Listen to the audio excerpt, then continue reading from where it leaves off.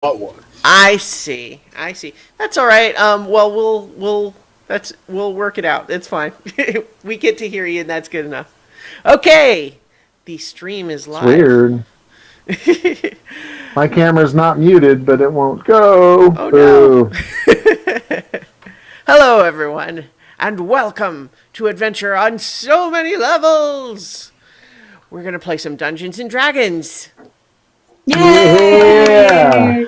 I am Christiana Ellis, the Dungeon Master, and tonight we've got four players, but some of them are not the usual players. But let's start with first Starla Hutchton Hello. and Chooch Schubert, who is trying to get his camera to work. Good evening. And we have Nutty, who has joined us as Grannis for the last couple of episodes. Not now. Hi. And we also have Jason Banks, first time on So Many Levels. Welcome. Greetings. So, tonight we're doing something a little bit different. The heroes of legend are fresh off their recent victory, slaying a cave dragon, and hopefully giving them now free clearance to finally find out what's been going on with these stone giants. But we're going to let the heroes of legend have a week off for this episode, and we're going to focus instead on another part of the world of Seikamian. So, we're also going to rewind a few days. The four of you are all soldiers within the Tashmian Empire's armed forces. And although you are well trained, you are not just rank and file soldiers. No, you are elites. But at present, you and many other companies are currently stationed in Gorne, and it has been pretty boring so far. You're only being stationed here as like a threat of some possible force that might happen if negotiations break down or whatever. But you've been, getting through it. You're disciplined and all. But the first question that I want to ask all of you is, you've been given, a night off where you are completely off duty. You are given, leave, the run of the town to do what you like. And you spent it at the Hammerfall Tavern, where you arranged to get a room. And a few of you actually got to have a cool conversation with some honest to goodness, like, heroes. They're the people who actually turned the Hobgoblin army back. And it was kind of a cool conversation, even though you could tell they weren't really telling you everything, But they were still pretty cool, and they let you buy them drinks, and you guys know you're going to be able to trade on that story for a while. But the question is, how much did you have to drink last night? Lots. So much. All of it. All right, that's two lots. How about so that's a lots for Rodrid and Lilianus. How about fair you? amount, but I'm a soldier after all. I can take it. I, Sir Eagle Fawn, will dance for my supper. Mm-hmm. Or in this case, my booze. So probably also lots, but then accompanied with dancing. Indeed. All right. So the four of you were supposed to be split between two rooms in this inn as part of getting to sleep in a bed for once. But because you gave up your room to these heroes, you're all crowded into one room. And it was still pretty nice compared to being out in the tent or on the road or whatever. But you are all awakened very early in the morning by a rough, abrupt pounding on the door that says, "Armor and weapons, now!" And you recognize the Oh. intent voice of your lieutenant. And so here's where I want you to each describe what we would see as the first moment of awakened consciousness strikes each of you. You want to start, Lilianis? No. What are we describing ourselves? Is that what we're doing? Yeah, What so are we- I'm saying paint the picture. It's the Okay. four of you soldiers. You had a great night out, lots to drink, and now you've just been woken up abruptly early in the morning, and I'm asking you to paint us a picture. All right. Well, the first thing that I see is all the dust bunnies underneath the bed because I kind of fell asleep draped over the one end of it, so I'm kind of like hanging like that, and kind of jerk awake, just like what's going on? What's going on? And not at all with it. But I am a half elf, still maybe a little bit drunk, but still feeling it. So the hangover hasn't set in yet. Well, let's see about that. Go ahead and roll a Constitution check for me. Alrighty. Ooh, that's not gonna go well. It's a +2. So that makes it a 3. Your stomach does not take well to being awakened suddenly upside down. Okay. And so I don't know that you fully throw up, just like right there, but you're kind of hanging do I upside have down. enough time to reach for the chamber pot? Well, make a dexterity saving throw. No, I'm glad I boosted that stat. That is a 16. 16. I will say you are able to hold it in long enough to grab the chamber pot, but because you're still hanging over upside down, you get a little bit, some of it up your nose still. Yeah. Yeah. Oh, man. It's not my day. So how about you, Engelfon? What do we see of you at this moment? Well, I, Sir Inglefon, had donned my kilt to dance the dance of my ancestors. So you find me sprawled out, slumped out of a chair, and I wear my kilt au naturel. So I wake up to the world upside down and hanging. I was expecting a lampshade. All right. Human or half elf? Because half elves are Human. certainly allowed in the Tashmian military. It's mostly composed of humans, but they don't discriminate. It just seems that a lot of the other races are not so into being part of the Tashmian military. It's weird, really. I'm a human. Yeah, fair. All right. So how about you, Sammy? So Sammy is, well, she's already in her boots. And she's already getting dressed, but she hasn't actually woken up quite just yet. Because as soon as the thumping on the door started, muscle memory sprang into action. She started getting dressed. And when she heard the noises of Lilianis, she kind of snorted awake and got an eyeful of Anglefont. Oh, Yeah. God. I'm going to need you to make 2 Constitution checks for me. Oh, nat 20 on the first one. All right. You can hold your stomach. But that would be a 6 on the second one. All right. You managed to hold your stomach even against the sounds and smells of Lilianis losing the contents of her stomach. But you're still a little dizzy. So I think that in trying to dress, you get a little bit lightheaded for a moment and sort of fall over onto your butt. Anglefon, every freaking time. Put some pants on. You just made me fall. Kind of scooches her butt towards her pants to get them on while she's on the ground. Still getting dressed. Yeah. I So didn't know we were drinking with the lieutenant. Bring me another. Rodrid, how about you? Rodrid is also a human. I think he'd probably be bald with a scraggly black beard and fall asleep at the chest at the end of the bed with the legs and arms sprawling out the top. Oh, it's a Constitution check. Roll a 9.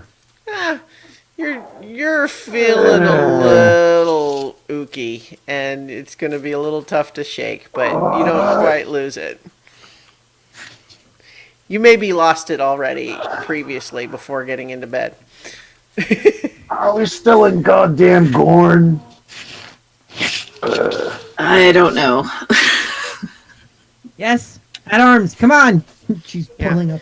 At this point, the your door it gets pounded on again. Is like, up now! There's a monster attacking the city. We need everyone right now. Oh. Whoa. All right, let's go. Yeah. Wipe my mouth. She Clear out my nose. throws her hair into a tie and then grabs. I assume she's got armor, so grabs her helmet. Yes. You all weapon. have splint armor, and I would assume that you, as part of your dressing, that's what you were kind of putting on. But I'm going to ask each of you to make a dexterity check to see how much of your armor you have on at this very moment. 19. Well done. You are armored. Wow. 16. Yep. Likewise armored. 8. You have managed to put your breastplate splint piece on backwards, and it's a little bit uncomfortable. By the way, guys, don't expect me to be good in combat because I just rolled a nat 20 on getting dressed. Well, hey, you look like you could stand for inspection right now. The kilt under the splint. Sure. No time to take it off. It's not like Well, there's a monster. You gotta do something. There's no time. So, each of you then managed to emerge from your bedroom. Your lieutenant, though pounding on the door, has not waited for you. But now that you've got the door open, you hear echoing up and down this small corridor that the other side of the building from where your room was, you hear what sounds vaguely like an enormous roar of something tremendous in size and screaming. Oh, that can't be good. Wait, am I still drunk, guys? Like, this is happening, right? This is, like, we've been here for weeks! this is happening. Are those heroes of legend still here? That'd be cool. Well, you know which room they're in because it was supposed to be one of yours. All right. So as we go by, I bang on the door. The door swings open and the room seems unoccupied. Damn it. All right, let's go. Let's go. All right, so for those listening at home, I have just engaged an ambiance from the Sirenscape fantasy player. Does all sorts of game ambiances. That's pretty good. But so all of you are running down. Let's get another check for you, Rodrid, to see if you can fix your armor while you're hurrying downstairs. Just that. Turn that. Turn around. And 14. Yeah, you manage. It's a little crooked, but you're sort of settling into it. But all four of you hurry down, burst out of the front door, and you see across this long clearing in the road that leads up to the front of the tavern is a demon. It is towering over the nearby buildings. Blood red skin, fire everywhere, enormous bat wings, and it is just wrecking the place. People are fleeing in terror, but you can see some of your fellow soldiers already beginning to assemble under the direction of the Brigadier General, who is also staying at the inn. The rest of your company was actually back outside the city. You guys were here because you were specifically on leave for the night. But you do see your lieutenant over standing by the brigadier general. Fall in. Yep. Oh, hey, sir. Now this looks like a fun time. We have to talk about your definition of fun. Your lieutenant doesn't look like he's having fun. He looks pretty terrified. And truth be told, this thing, it's not at all clear what you could even do to hurt it. You could maybe swing your sword at it, but the thing's 20 feet tall. It's on fire, you guys. Why is it on fire? As you The watch, guy with the horns. He says, "Think it's looking for the guy with the horns." the tiefling that you had seen the night before. Well, do you ask about that? I think, yeah, so the lieutenant just says, the so-called heroes of legend seem to have left the scene already. We're going to have to organize. The Brigadier General is already setting up a command, but I need you to... First, we just need to clear the area, so try to get any remaining civilians out from ahead of that thing. Don't engage. You're no kidding. Got it. I don't think that'll be a problem. All right, you guys heard? All right, be back. Get back. Get back. Nothing to see here, folks. What? You haven't seen a demon before. So as you are making your way, this thing is still a good 150 feet from the building that you're starting at, but this was an occupied city. There are panicked people stumbling out of their houses and in confusion and looking around. There's screaming. People are running all the way. Everyone is panicking. Everybody, get out of here! Get out of here! Leave! Go that way. Go that way! Can we see if there has most of the buildings, or does it look like most of the buildings have evacuated nearest the beast, or is it just kind of as people realize what's going on, they come bursting out of their homes and businesses? Well, the buildings nearest to it seem to be actually on fire, and it's. You see a couple of people kind of trapped, like some of them are like even you see a woman and her daughter standing in the doorway of a burning building, unable to go forward or back because one way is a demon and the other way is a burning building. We need to help those people in those buildings, guys. Yep. Okay, would the demon be like directly in front of her? It is currently about 25 feet from the front door of this building, but it's stomping around, and you guys are currently still about like probably 60 feet away as you have moved in that direction. Okay. Are there like any sheets or clothing, or are we still near the tavern? Well, you've moved away from the tavern a little bit, but you can make a perception check to look around. Because I'm looking for something that I can, like, fabric I can dip in water and to try to help those people. Is there... Perception, that's a 16? 16. There's actually a clothesline with some sheets hanging between two of the buildings nearby. So I rip off some of those sheets, and I assume that there's a trough for horses. Well, make another perception check. I was just gonna say, have them run toward us and like 21? toward the pub. 21, yeah, you find that. But so what are the rest of you doing while Sammy is wetting these sheets? I'm going to wave at the people sitting in the doorway, like to come towards the direction of the pub so that we can... Make a persuasion check. They are super terrified. Persuasion... Which would be... what? Charisma? Yes. Okay. Well then that's a 13, so... Okay. That's a... yeah. Yeah, they're kind of looking to you and looking back,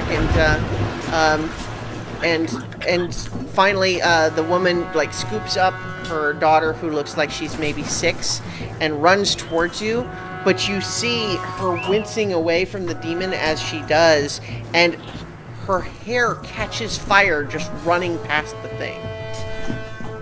Oof. What are the rest of you doing?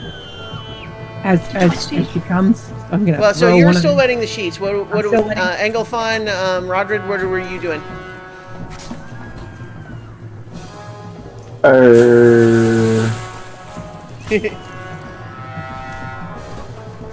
Standing there, terrified because this is a Standing giant there. demon. That's a fair reaction, honestly. I need orders. Jason, you're muted if This you're was not- not That's part of the training. So these this mother and daughter have run towards you. Sammy, you're dousing her with the sheets? Yes. All right. So Throw a even shield. as this demon has taken even just a few more steps towards you, it's still like a good 30 feet away, but it's you can feel now the heat just pouring off of this thing. It's like it's made of fire. It's just really already physically unpleasant to be this close to it, and that's before it looks down at you. Give it distance. And now that it looks down at me, what happens? It makes a whip attack against you. It gets a natural one. But so Wrap it around its neck. as you stand there and you duck at the last minute as this flaming whip from 30 feet away sails right over your head, and it actually whips around a tree that was behind you and sort of tangles in it. But then as the demon yanks the whip back, you see the whip burn through and then sever the tree where it is. And so there's no damage, but it's just now you've got a burning tree behind you now. Yeah, that's scary. Run! And so I'm gonna help the child and the mother and just run. Yes. Yep. As you guys turn and start moving away from this thing, you see that behind where you had been, setting up in the street, in the way you're running now, is a company, one of the companies of archers that look like they're being organized by the Brigadier General, setting up to try to, assault this thing from a distance, which seems probably like a good idea. Does the Brigadier General have any spellcasters amongst his number? No, you know that although the Tashmian Empire does have magic users at its disposal, your army that's stationed here doesn't really have any number of magic users. They're pretty much all just martial soldiers. Do we have any water sources, like a reservoir or a water tower, perhaps? There were, horse troughs, as Sammy had found here and there. There is a well just outside the inn. I don't think splashing it with buckets of water is going to help. Or at least not that small of amount of water. Yeah, we need a big bucket brigade. So is there a so we see that the archers are lining up. Is there like a place to run past them on like the left or the right? Or yes. Another You place to can go? I don't wanna run get into around them. by them, and are you running back towards the inn? The general is still there, and seems like your lieutenant is still there consulting with him, and they're organizing where to put people. Can I fall in with my crossbow with the archers? Yeah. Then I will do that. All right. They're getting ready to to fire a volley. So go ahead and make a crossbow attack. So that's okay. Ooh! I just rolled a natural 20. Okay, nice. Go ahead and roll the damage for that. So that's 1d10. So go ahead. So 2d10 because if it's a 2d10. Yep.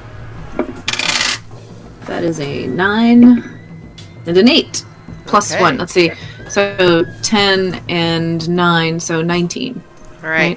Along with the arrows fired by the longbows in this company of archers, you watch as your well-aimed crossbow bolt sails up into the air and basically strikes this thing in the neck.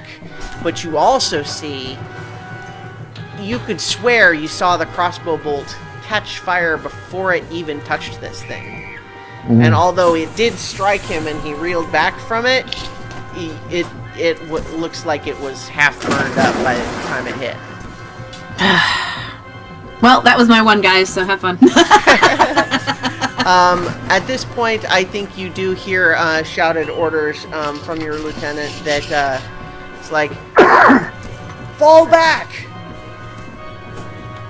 And actually, as you are moving back towards the inn, you see emerging from the inn the adventurers that you had met the night before, the armored tiefling, the human, white-haired human in her druidic robes, the elven wizard who is got a whole bunch of buffs on her already. Apparently, she seems to be flying. She's got stone skin. There's some sort of a fiery thing going on around her.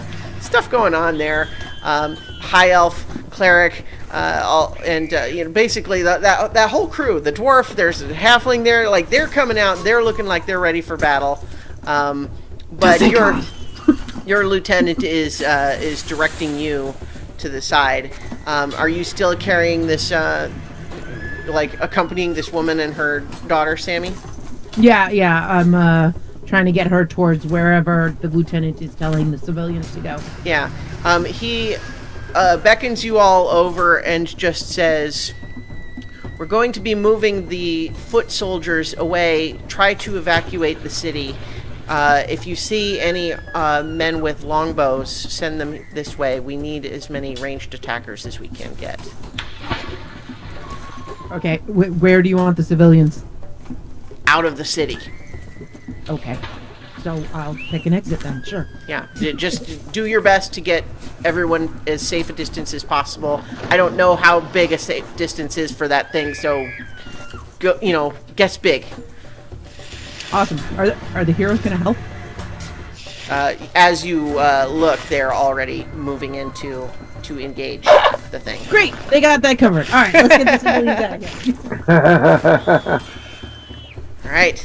So you guys move down one of the side streets, and you kind of start spreading out to kind of try to shepherd anyone you see in the same direction with you, and you're heading approximately towards the western gate, but you're just trying to be noticeable and try to call people over if you see them huddling somewhere, to just try to get a flow of people moving in a direction instead of running around chaotically. But as you are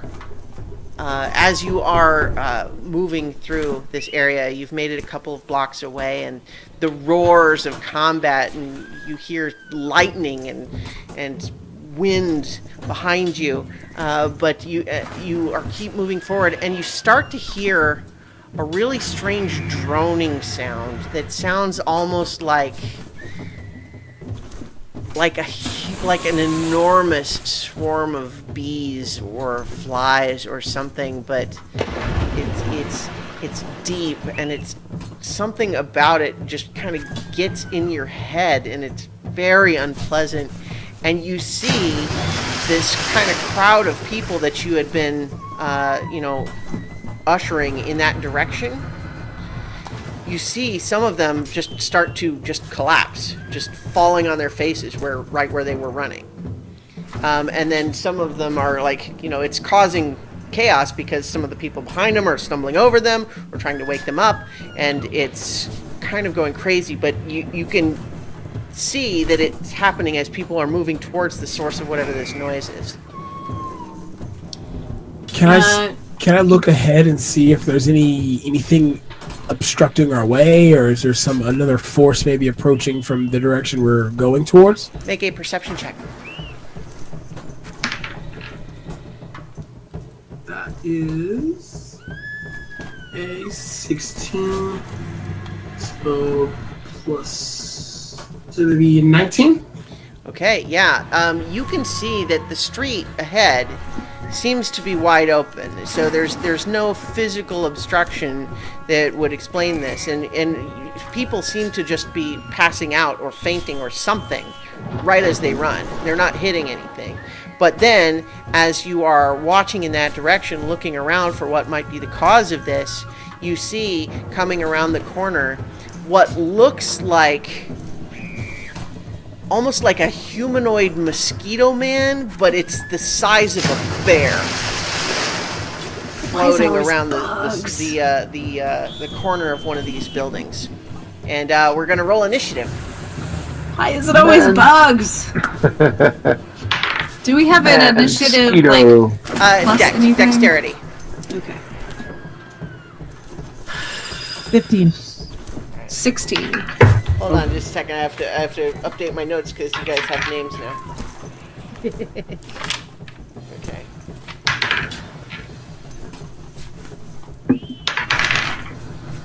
So Lilianis, what was yours? 16. All right. Engelfon? It is a. What's my text? So it will be a 14. 14. Okay. Rodrid? A 5. Okay. And Sammy? 15. 15. Okay. So that makes Lilianis, you are up first in the initiative. You have seen a giant mosquito man monster thing come around the corner. It seems to be the source of this noise that's making people pass out for some reason. Well, I am not a fan of Yeah. bugs in general. You and are you're about 45 feet away from it at present. The crossbow worked really well last time, so I'm gonna do that again. What's the range for the crossbow? It says 100, 400. Oh yeah, you're good then. So regular roll. That didn't go quite as well. That's a +3? Yeah. So that's a 13. Okay, unfortunately, your crossbow bolt sails wide. Damn it. How close did you approach? Did you do it just from where you were? Yeah, just from where I was. Okay, are you going to move at all? What's in between us and the are there any other people around? Yeah, Like, there's a whole bunch of people, and half of them are unconscious on the ground. The street is crowded at the moment. Okay, well, wherever he's coming from, I'm going to move. Well, you know what? I'll just move off to my left and try to get around Okay, so people, so I'm not in his direct line. okay. Oh, so you're trying to have fewer people in between you and it, or Right. more? Okay. And as he comes forward, I'll be more on the side. So the idea is Yes. flanking. Okay, great. Okay. How about you, Sammy? You are next. All right. So I kind of asked my civilian people to go that way, and then I'm going to kind of do the opposite of Lillian. Go on the other side, ready to flank as well. Okay. Are you firing your crossbow, or no? Nope. I'm basically waiting for them to Waiting for it to. get in range. Oh, okay, and then do what?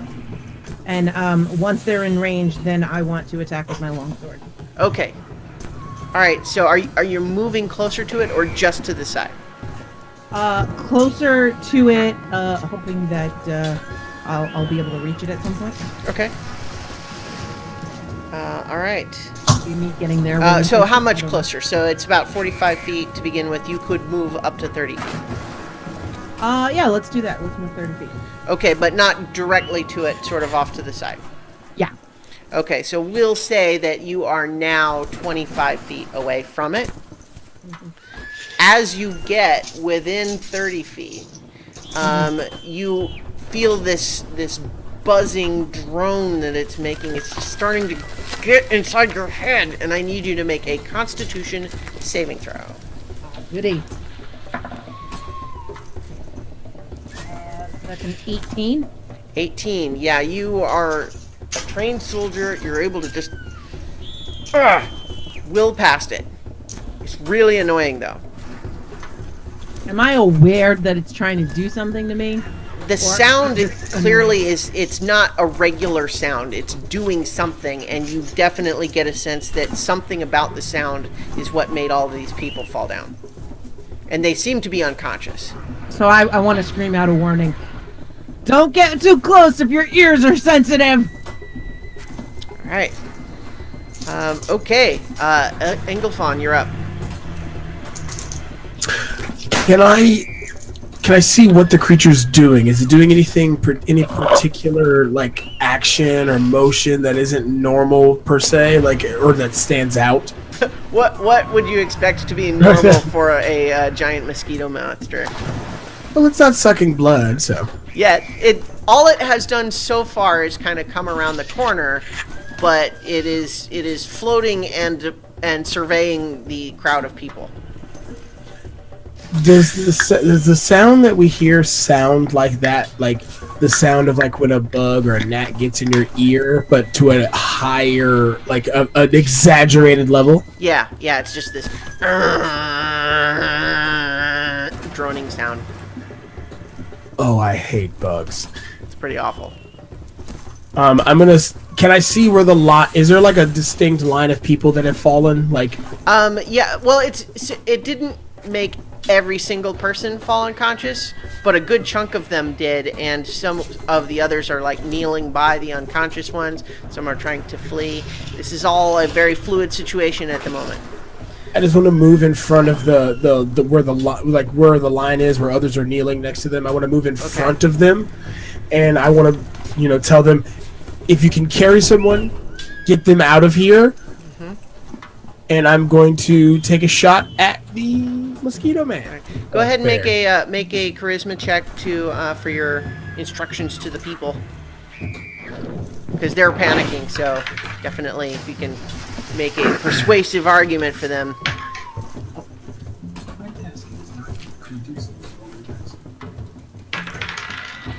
Ooh. Well, I don't have any bonuses, so it'll be a straight 13.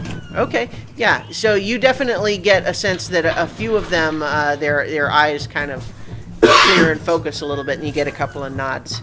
So go ahead and roll your crossbow attack. Maybe this will be better.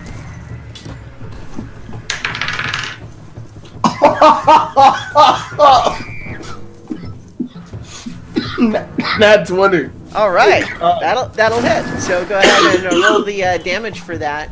So it'll be double damage for the or double dice, right? I'm gonna roll that dice forever. 2d10, right? I think that's right. Yeah, 2d10 plus 1.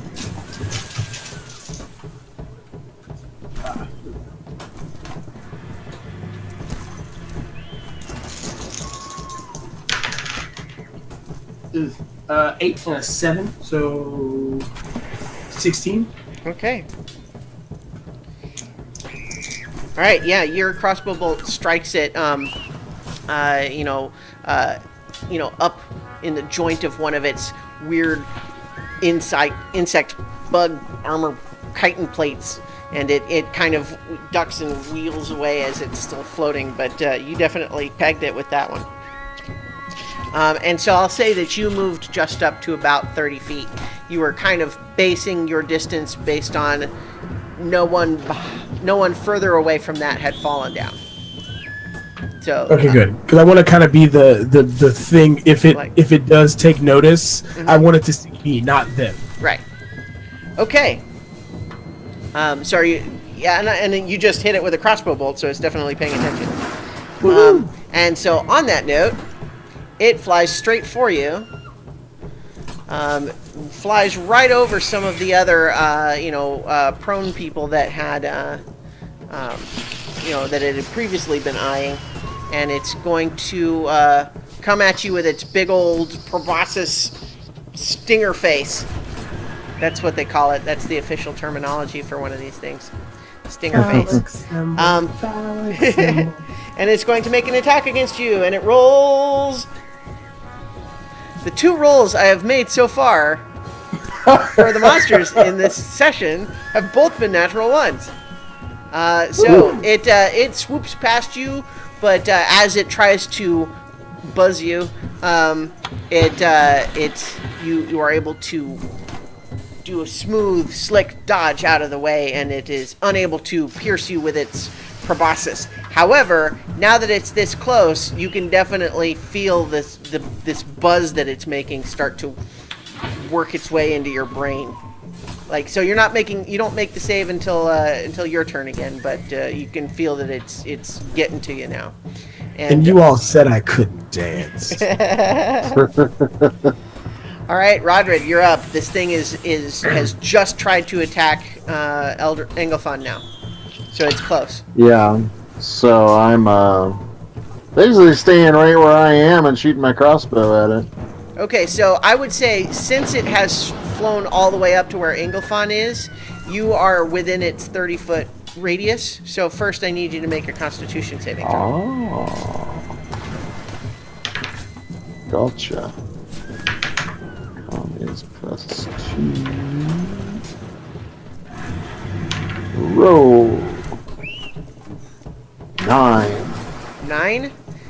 This buzz, at first it's really annoying, but then it kind of starts feeling a little bit relaxing, and then you find yourself just, your eyes kind of rolling back in your head, and the rest of you just see Rodrid just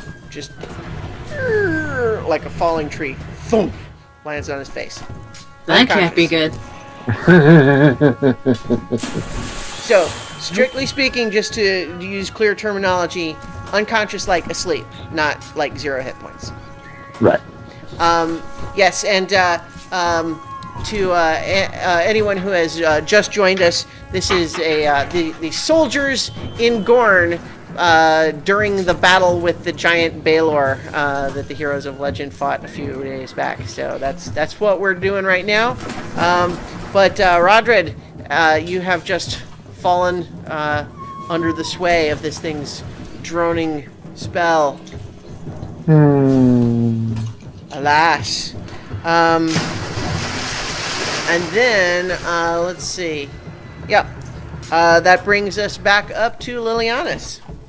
And now that it has flown up into your radius, I need you to also make a Constitution saving throw. Okay. Oh wait, no, I'm sorry. You succeeded on your saving throw the first time. You are now immune. I don't think I made one, did I? You made. That was Sammy. Oh, was it? Okay. Nutty did. Okay, I'm sorry. I misremembered then. So if it wasn't you, yeah. Okay. Yeah. But that is a 20, not natural. Okay, yeah, so that's a success. What I'll tell you guys is that once you have resisted it first, you kind of understand what's happening and are able to resist the effect it's having. Cool. But you shouldn't. It's really nice. All right, so Lilianus, you are now within its range, though, so you're within 30 feet. You have just seen it try to attack Engelfon, and Rodrid has just fallen over on his face. It didn't even touch him. Okay, well, I'm gonna fire my crossbow again. All right. Come on. Oh, okay. So that is a 21. Mm-hmm. And so 1d10 plus... Nope. This one. That is a 10 plus 1, so 11. All right. That's what the 0 means, Yeah. right? Like, I'm just like, Yeah. I'm just making sure. Like, I don't think I can roll a 0. That's correct. So you sink another crossbow bolt into it, and it doesn't look happy about that at all. All right. Suck on this. Sammy, you are up. You still feel this buzz in your head, but having resisted it before, you know you're good now. How far am I away from the one that was attacking Engelhorn? Well, there is only the one that you've seen so far, but I'd say you're about 15 feet away. So I'm gonna get in close there and attack. All right, make your attacks. Now, and do you have just the long sword out, two-handed, or you have the long sword and the short sword? I make 2 long sword attacks, so I'm just gonna Right. I have but, a short sword drawn, but so I'm gonna do. Yeah. So you can either do 2 one-handed longsword attacks and 1 short sword if you have both hands occupied, or you can make 2 two-handed longsword attacks. I'm gonna do 2 two-handed longsword attacks. All right. Make those attacks.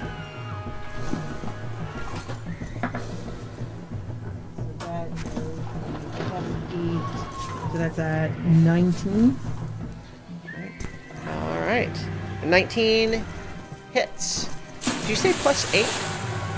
Yeah, because the base attack bonus went up when I increased my strength. Because with sword attacks, it's, your base attack bonus is based on your strength.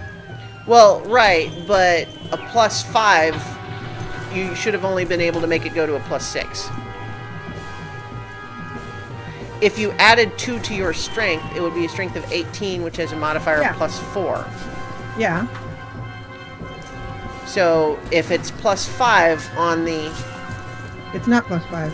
It was +7. It says hit +7. Actually, she's using it two-handed. It's a 1d8 +3. So Well, but the two-handed is just more I read the damage. thing wrong. Sorry. Yeah. I missed Okay. the first one. Should be a +5 to attack. And so if you increased your strength, then it's a +6. Then it would be a +6. Yeah. So it would be 17 then.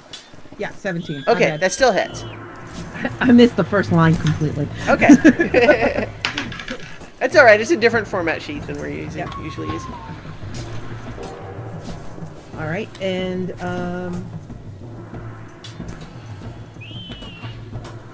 so then so that it's 1d10 +3, so that is 12. Okay. All right. You guys are doing some damage to it now. It's definitely taken some hits. You kind of carve through part of its wing, and it's still able to fly, but it has to work a little harder at it. Making another attack. Yes, sorry about that. That's okay. Yeah, I don't think that one hit. That is a 9. No. And it as it ducks away, buzzing out of reach for your second swing. All right, Engelthon. This is all happening right near you. This thing and Sammy swinging at it are kind of just right next to you. There's still lots of people, but moving away. A few more of them have gone unconscious, but some of them are, trying to drag their fellows away. Some of them are just running. Well, I'll make my con save since I'm next to this large buzzing mosquito man. Yes, yeah, you hadn't made one yet, so make it now. That would be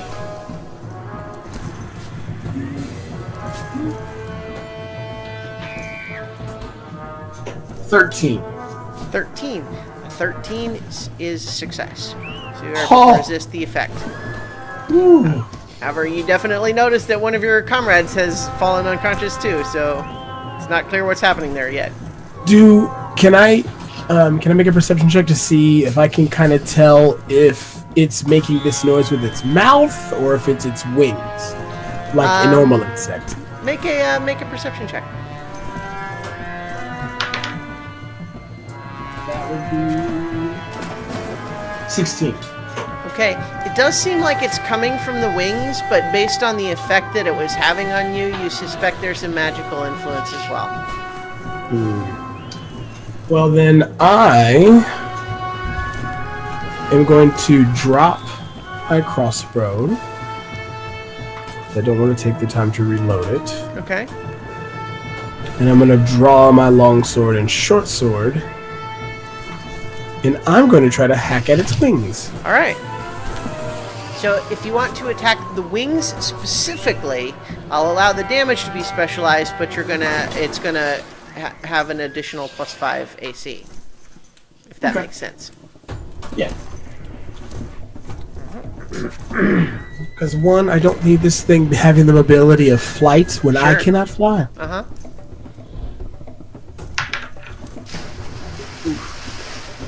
attack is a... For sure. That would be a 10. 10 is not going to hit, unfortunately. It's too quick for you. With a short sword.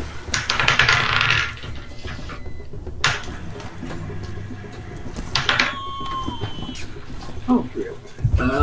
The short sword, that would be a 15.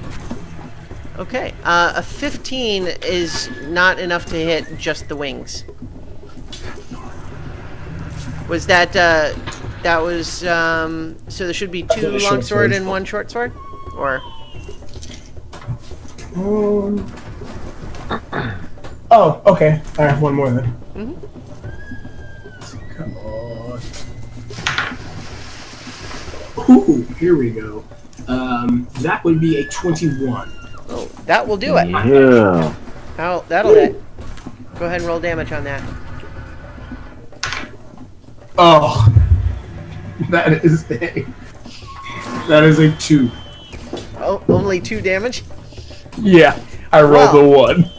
It's only 2 damage, but all of you watch as this, 2 swings, and it just dives out of the way, but then with a carefully aimed precision strike, Engelfon severs one of its wings, and it only takes 2 damage, but drops to the ground onto its 6 spindly legs, no longer able to fly.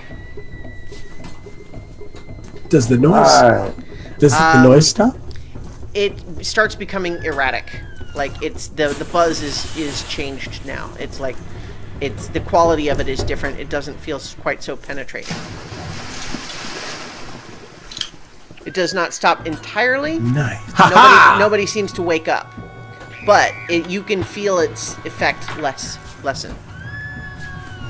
All right. So it is its turn, and it is furious with you. So it's gonna attack you, Engelfon. It's coming at you with its stinger face. That is a 15, which I think misses in your splint armor.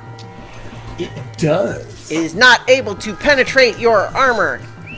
Thank goodness for the Tashmian military's armory. Right? With the probe. So it spears at you, but is unable to make contact. Rodrid, you are in sleepy time. However, because you just basically fell on your face in the middle of the street, you're in the way for fleeing people, and someone actually stumbles over you and tumbles, and you take 2 bludgeoning damage, but you are also knocked awake. Hey. Nice. Who? What? Huh? Yeah, that is your turn, though, I'm afraid. Okay. All right. And then you guys watch as some of the crowd that was starting to disperse, except for the handful that are still unconscious on the street. You see, you hear a little bit of a thump, thump, thump, but you don't see anything until you actually see, appearing as though out of mist that wasn't there before, you see an enormous red-furred gorilla appear and just backhand one of these townsfolk, just sending them flying 30 feet across the street to where they smash into the wall. And then it roars at you. Well, that can't be good. That was its turn this time, though. So Lelianis, it is your turn again. Where am I in relation to this ape monster? I would say it has come from the same direction that the bug one came from generally, but it has sort of appeared at the head of this little crowd that you guys have got. So it's probably like 25 feet away. I'm gonna take a shot at it with my crossbow. All right. Because I think my friend's got the other one handled. So, and that is a what is that? A +3? Is that right? I can't remember. Yes. The crossbow I think is +5. So it's or no, +3. I'm sorry, you're right. +3. Yeah. Unless you 19. increase your dex. 19 hits. Yes. Okay. That is a 6. All right. It takes 6 damage. Okay, and it has definitely turned its fearsome, rage-filled glare at you. Big fangs just dripping with what slimy, gross saliva. Oh, let me barf again. Sammy, you're still engaged with the Yes. the now grounded bug And monster. I'm swinging. I am swinging. Yes. So that is a 24. 24 hits for sure. Mm-hmm. Maybe aim your microphone just a little bit, because every Sorry time about you that. lean past it, you get very quiet. Yep. There we go. Yep. Yeah, it's the problem with problem Yeah. and blessing of the unidirectional. Indeed. So then that's a +3, so that's 13. 13. All right. Yes. Yeah, this thing's looking fairly hurt now, and the fact that it can't fly anymore. It's a little hard to. You're not studied in the art of bug monster body language, but you can imagine it would have good reason to be afraid right now. So that's a critical hit. Oh yeah, for your second swing. Yep. So All I right. rolled twice then, right? Yeah, double the damage. So, Yep. So 7 and or no, double the dice, I should say. Yeah. So if it was a two-handed swing, you would do 2d10 plus 3. Yep. Yep. So that's 15 points. 15. Yep, 15 points. All right. Sorry, am I not in the microphone? Well, I mean, you are when you're sitting up, but then when you're doing the dice, you kind of lean past it. Yeah, because I have to look around the microphone. No, I hear you. No, I'm kind of in the same boat. That's part of why, I've got my, yeah. Anyway, okay, yeah, you've done it some significant damage there. Engelfon? I'm gonna try to take this thing out. Yeah, do it. That would be a 15. A 15 just hits. Yes. The one good damage. Oh god. 2. It's not completely taken out with the 2. Ooh. I rolled a 15. Wait, Okay. but don't you have bonuses on that? Are you That- using yeah. your long sword or your short sword? I'm doing the multi-attack. Okay. So I So- rolled a 1. If you roll a 1 plus 1, it would be 2. Well, okay.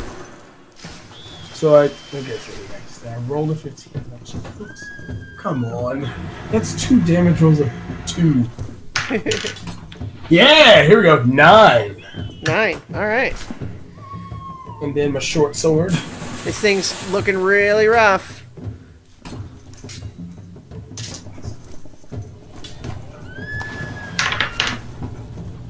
And that would be also a 15. Okay. 15 to hit again? Yep. Yep, that hits. Alright, come on. Max damage. Ah, that'd be a 6. That's enough. How do you kill it? Oh. I'm gonna stab it in its pincer face. Just right up its little proboscis? Indeed. I want to let it know what it was trying to do to me. You stab it through its face, and unlike any other sort of normal monster that you might have ever fought before, this thing, as the animating life force dissipates, this thing starts to just shiver and melt and just dissolve into a really foul-smelling goo. Oh god, I thought it was gonna explode.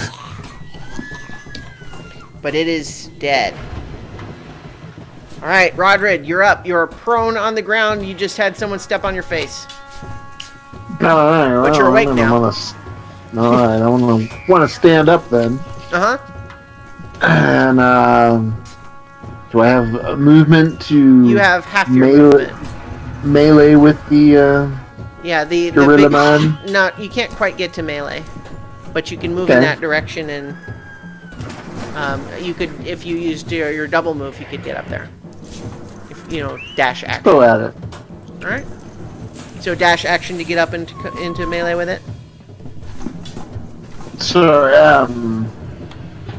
then no, actually, I'll just get as far as I can and use my crossbow. Sounds good.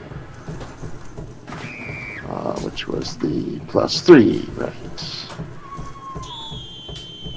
Darn it, wrong window.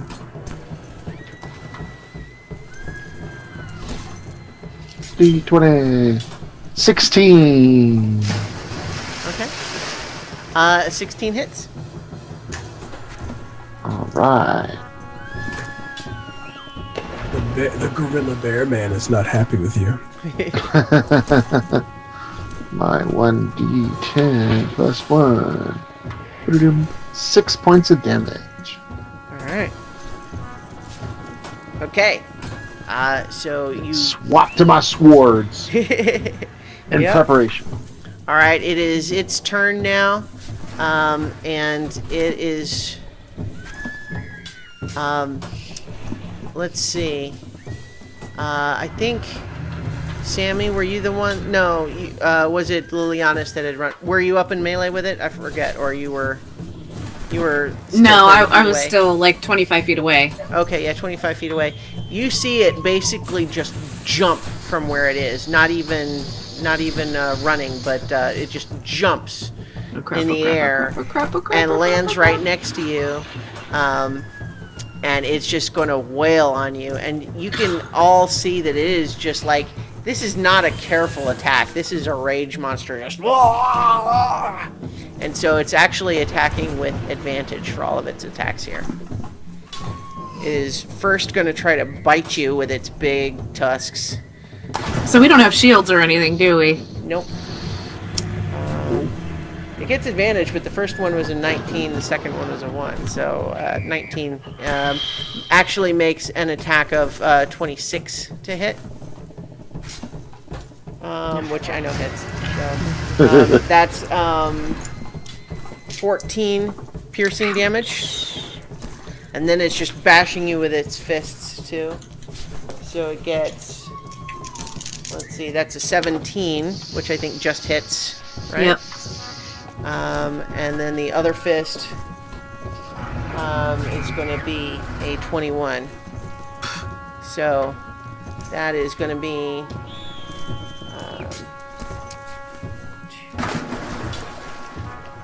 wow, rolled low for those damage, though, for you. Lucky for you. So between the two hits, it is 11 bludgeoning damage. All right, so down to 33. And so it has just totally just started wailing on Lilianis, but you guys can also see that it's made itself a little bit off balance in the process. You believe that you would have advantage on attacks against it. Sweep the leg. It's my turn, right? Yes. So I'm gonna run over. Wait, did I? Oh, no, I you're right. You're right. Go. It had its turn, so it's Lilianis' turn now. Yes, I'm sorry. Go, Liliana! But yes, it's in your face now, and it just batters the crap out of you. So, just gonna grab the longsword, I guess. Drop the crossbow. And that's a +5, I'm right? Okay. That is a 17. Okay, 17 hits. Let's see. Let's see.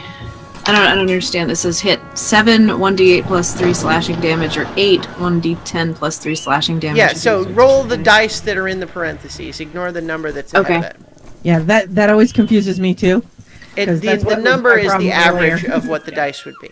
Okay. Yeah, so. Like if you didn't want to roll, you could take that damage instead. Well, I rolled a 10 +3, so 13. All right.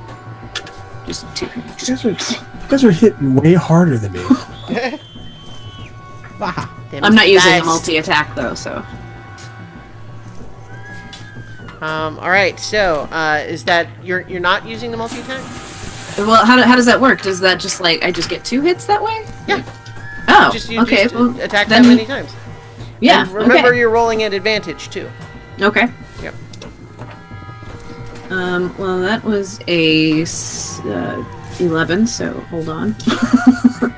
That was better. That is a 20, not natural. Okay. Yep, that hits. Alright. Roll my damage. 6 plus 3, right? 9. Okay. All right. Yeah, this thing's taking some hits now too. All right. Okay, now it's Sammy's turn. Alright. And I am going to charge up and attack this thing. That is Okay. hurting my thing. So that is 19. Okay, 19 hits.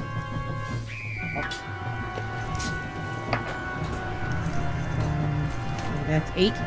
Okay. And then, oh, natural 20. There you go. Helps when you have advantage. So I'm using like really big dice right now.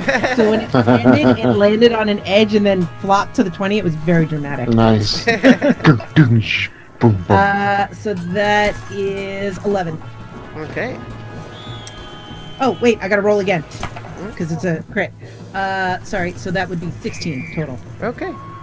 Yeah, this thing's looking pretty weak right now. My God, you guys hit so much harder than me. Roll with bigger dice then. Yeah, definitely not rolling ones on your damage dice will help. But you also seem to, you suspect you would have advantage now and maybe could get a critical hit.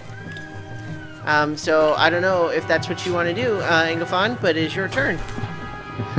So can I want to make an intimidation check since I just stabbed its comrade through the face. Yeah. And I want to scream at it with my battle cry. Okay. What's your battle cry? Jeez. Come, dance with me like the wind. Go ahead and roll I- an and I- intimidation check with advantage. Oh, crap! My kilt's underneath my armor. Damn.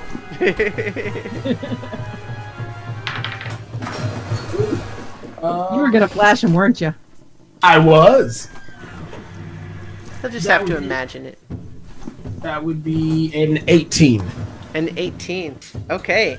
Yeah, you, this is a 9-foot tall, slavering, red-furred, fanged, demonic gorilla. And, you see it look at you and kind of go, kind of reel back a little bit, like, oh, what's up with that? Yeah. All right, so I think you have successfully intimidated it, but I'm going to call that your turn. Rodrid, you're up. You are muted. And perhaps unable to talk at the moment. Oh no! Huge. I think his doorbell rang. Oh, could be. Well, we'll say that Rodrid is briefly distracted by helping some of the panicked passerby, and now that he kind of has had the experience of being knocked unconscious by that drone, he is trying to wake up some of the other people on the street. So I'm going to say that's what he's doing for his turn, and now it is its turn, and it's looking around, scared now. And as you guys all watch, it disappears. It just as though a cloud has just passed across it. It seems to be those of you in melee range, which would be Lilianus and Sammy, make perception check. Ooh, 22. 15. You are both aware that it is still there. It has just turned invisible. but it is trying now to flee. Because you've recognized what happened, you can each make an opportunity attack at disadvantage.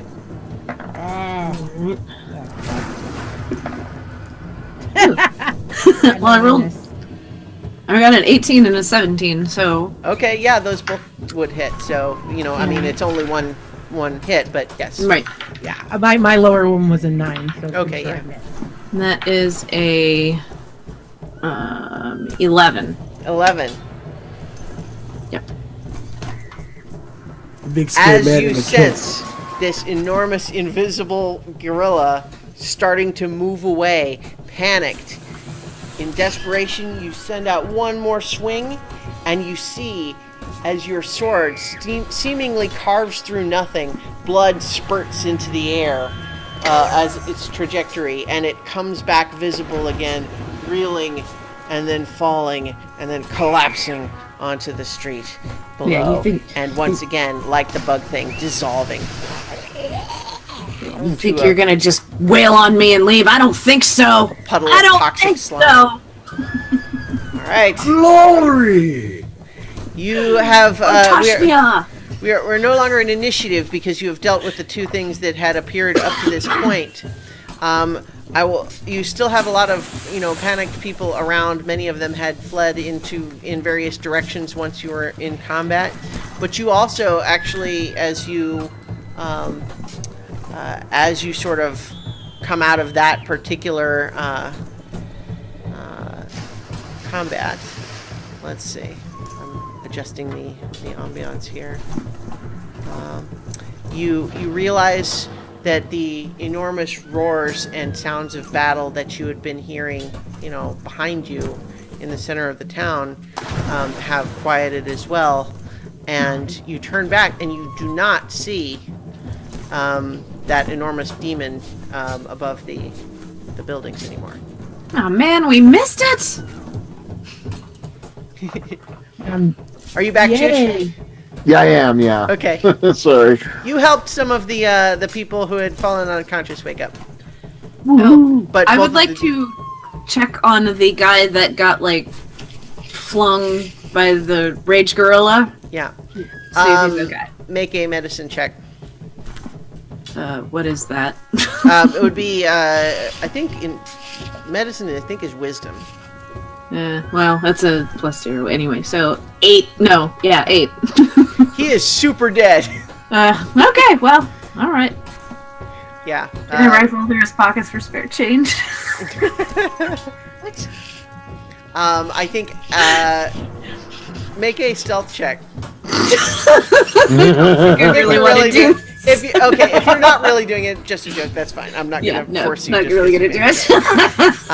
Because if I saw you do that, I was going to reprimand you so hard. I was going to have you make a stealth check to see if the lieutenant who had just walked up spotted you doing that or not. Nope, super dead. Guy's Yeah, super dead. See, I found him like this. He was like this when I got here.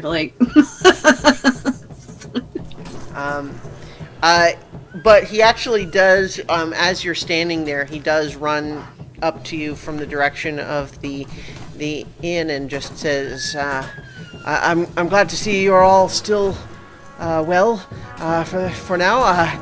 The enormous thing has been dealt with apparently, but there's a lot still happening, and because you spoke with those adventurers last night, I need you to come with me. We need to speak with the general. Right. All right.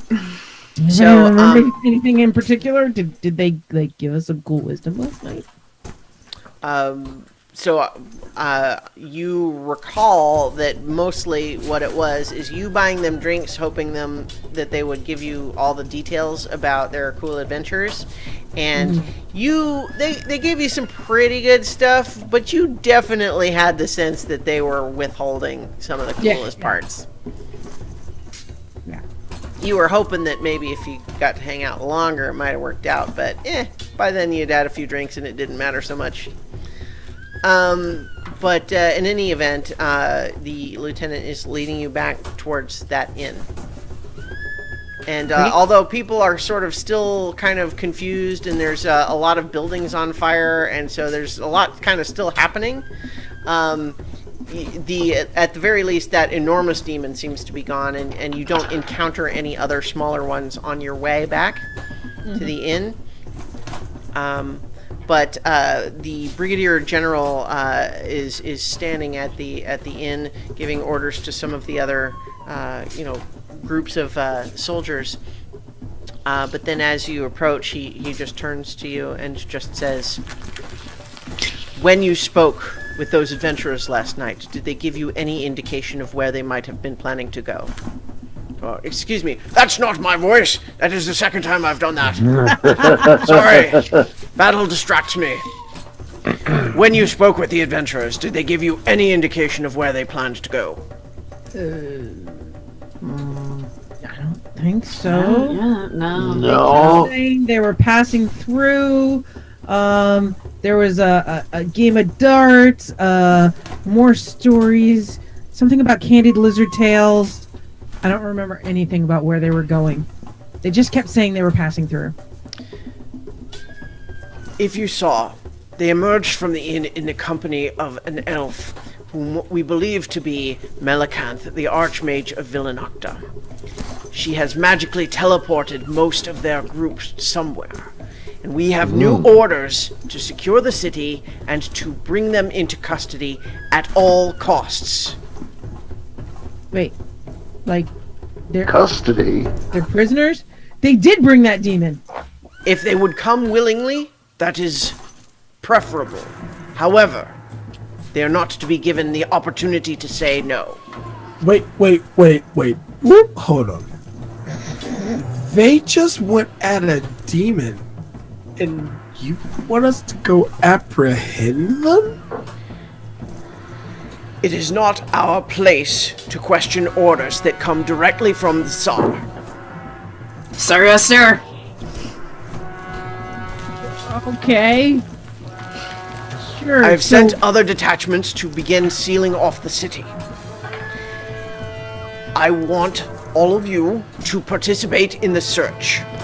It is possible that the wizard has teleported them somewhere distant, but we must absolutely secure the city and ensure that none of their members are allowed to escape if it can be avoided.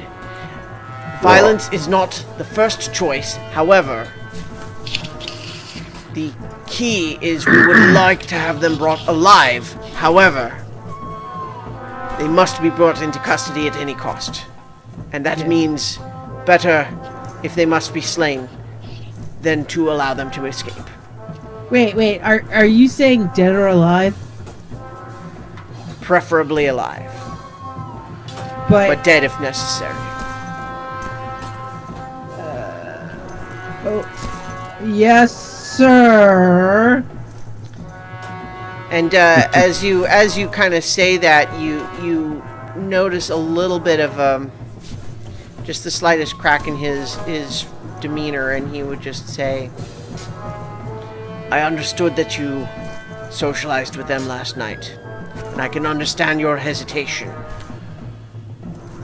However, I've just received direct orders from the Tsar, magically delivered, that states that those folks, that group of adventurers, no matter how charming they may appear, represents an existential threat to the Empire, and they must be secured at all costs." Sir, my drinking with them has nothing to do with my reaction. I'll do what you tell me. I just took out a demon, so I'm hoping they listen to reason. I hope so as well. Go then, search the city, do what you can to find any of them. It is my understanding that the halfling that accompanied them was not teleported away. She may still be on foot within the city. Alright, let's do that. He nods and then kind of goes off to speak with some other soldiers. Okay, so I don't like this. Let's hope we don't catch them together. Like, one by one would be best, because those guys just rustled with a demon. I don't think we're in that league just yet. Can we just kind of hope that we don't find them? I mean, or they just want to come if we do find them? Yeah. Well, maybe they're injured. Maybe. Or maybe they've used most of their abilities or special skills fighting that demon, because that demon looked pretty nasty. Maybe. Let's just get away from the general, okay? Alright. Your lieutenant seems busy too, but they seem content that you have been given your orders. All right, people, we need to do a Delta 9 grid search, execute Serpentine. Sure. Let's try that way. All right. So, as each of you are you staying sort of as a tight group, or kind of doing what you were doing before, like sort of spreading out to cover a street as you make your way through? Is that the? I think that's the idea. Yeah. Mm-hmm. Yeah. Right. So because you're all sort of aiding each other, I would like you guys pick two of you to be sort of at lead, and both of the two of you rolling at advantage. I'll be at Perception. lead. So yeah, who? I took perception. Who else took perception? Oh, I didn't take perception. It's just in my character to always jump in. That's what I've decided. So, Engelfawn, didn't you take perception as well? I did. Okay, so did I. All right, we'll do that. That is a. You said rolling an advantage? Yes. Okay. One more. So 16 and 17. So, 22. Okay. So you are observing carefully, and in particular, you know who you're looking for, right? You met her. In particular, if it's this halfling that you would be expecting to find, but you met all of them, so you know who you're looking for. And so you see lots of people hiding, some of them cowering. You see a couple of people weeping over, apparently fallen, friends or loved ones. A lot of people you see trying to apparently carry possessions out of the city. You kind of hope it's their own, but hard to say. You see a lot going on, but at least so far you guys have not encountered anyone of the heroes that you met last night. Keep looking. Yeah. Are you? Do we kind of see any alleys? Yeah, I mean, there's definitely several. You're generally, as you are moving right now, you're sort of moving somewhat in a repetition of the path you took before. You're moving in approximately the direction towards the western gate. So did the search fan out? What side was the battle on? Was it on the eastern side? It was more towards the center of town. It was where like the actual the big battle, but it had kind of spread out. But the big demon was more towards the center. No climbing. No climbing.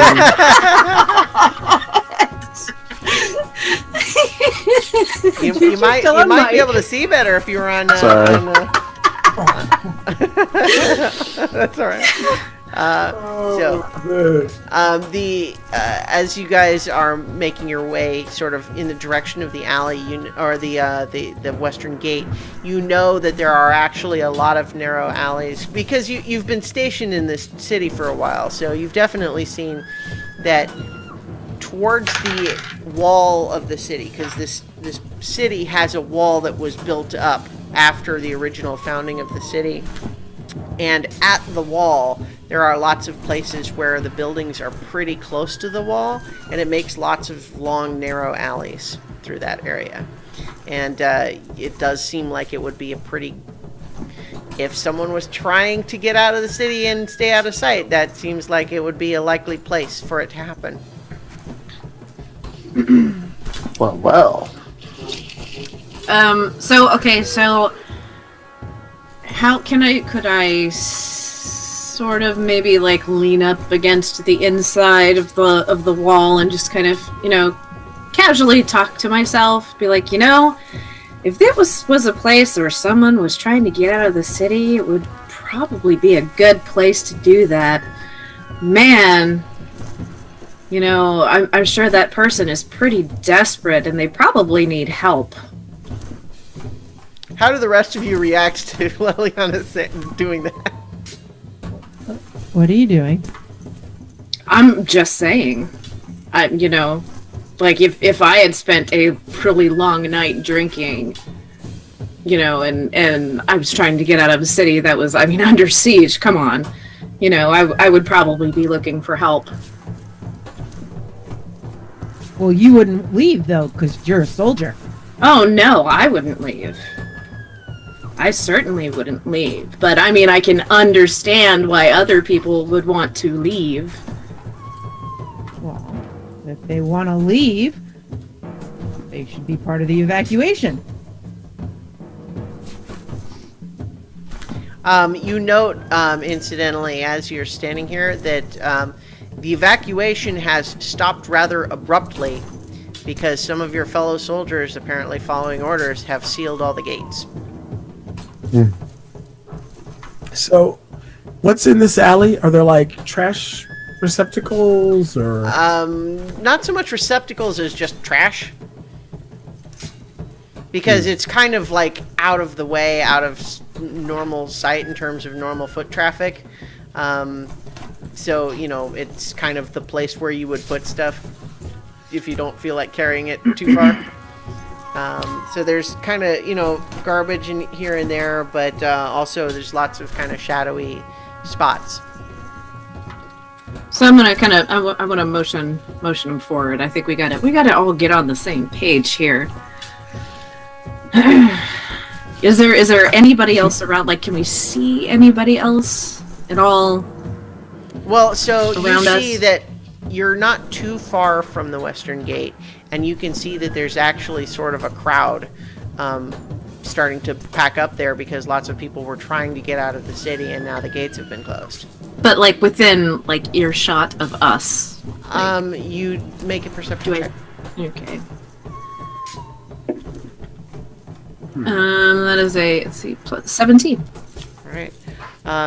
You actually are you're trying to just get a sense of where you are. Are you in that alley, or are you just sort of adjacent to it? Just inside of it. Okay. Yeah. So what you can imagine here is sort of you have this wall, right? Then buildings that are kind of up near it. So if you're going between the wall and those buildings, is this sort of long, narrow alley that occasionally has gaps between the buildings, right? So you're kind of just near there. Yeah, just near there. Okay. I would like to speak with my comrades. All right.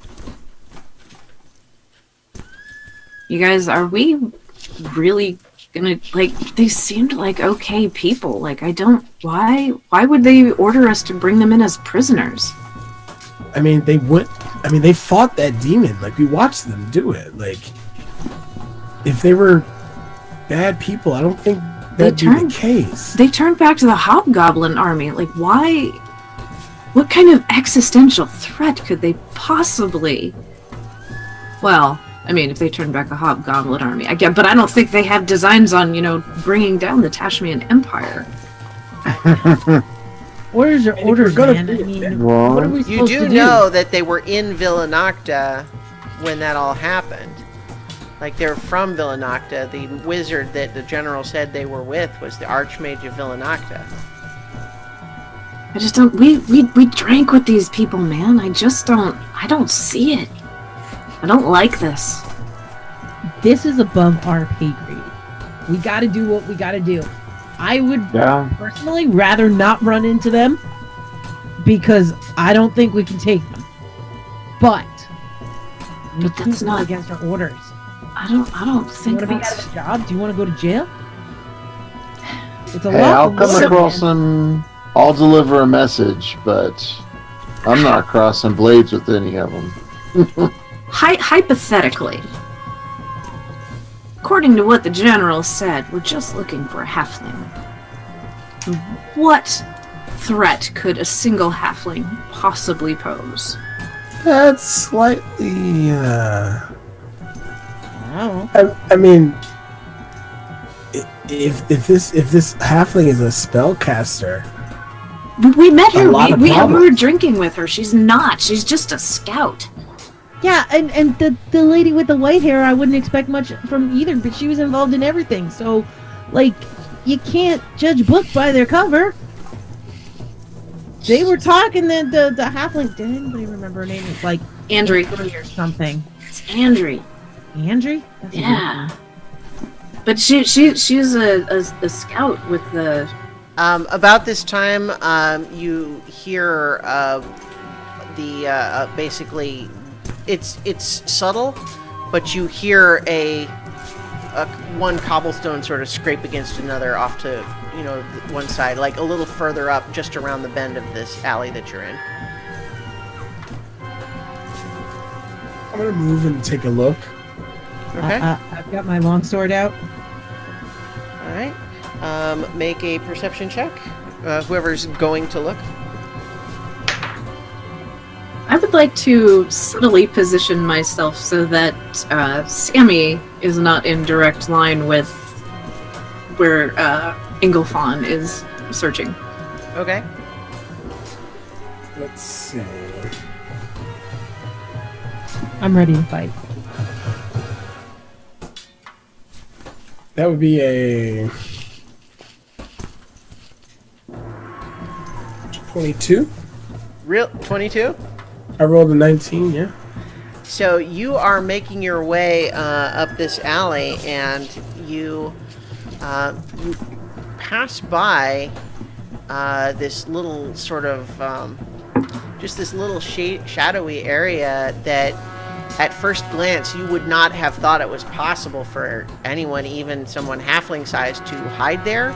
But then just something made you take a second look at it, and you turn and you look, and you see the face of this halfling just barely hidden in just this tiny little... She's sort of curled into this tiny little nook in the wall, and she kind of makes eye contact with you and just like...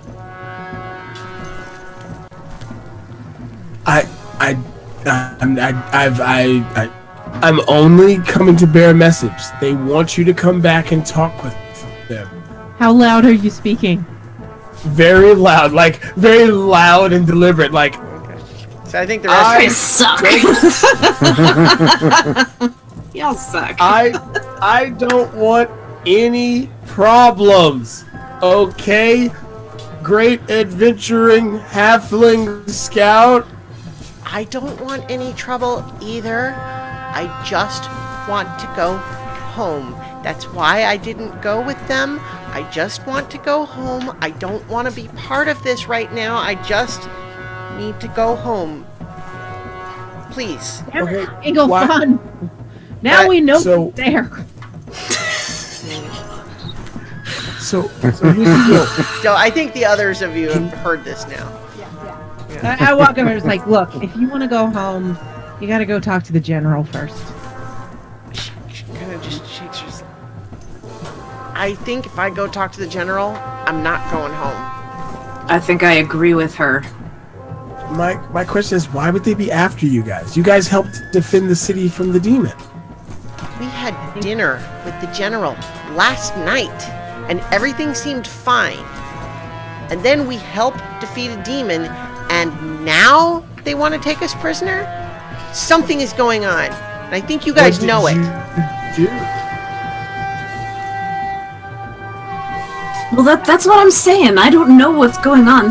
All of this is weird. This is not normal.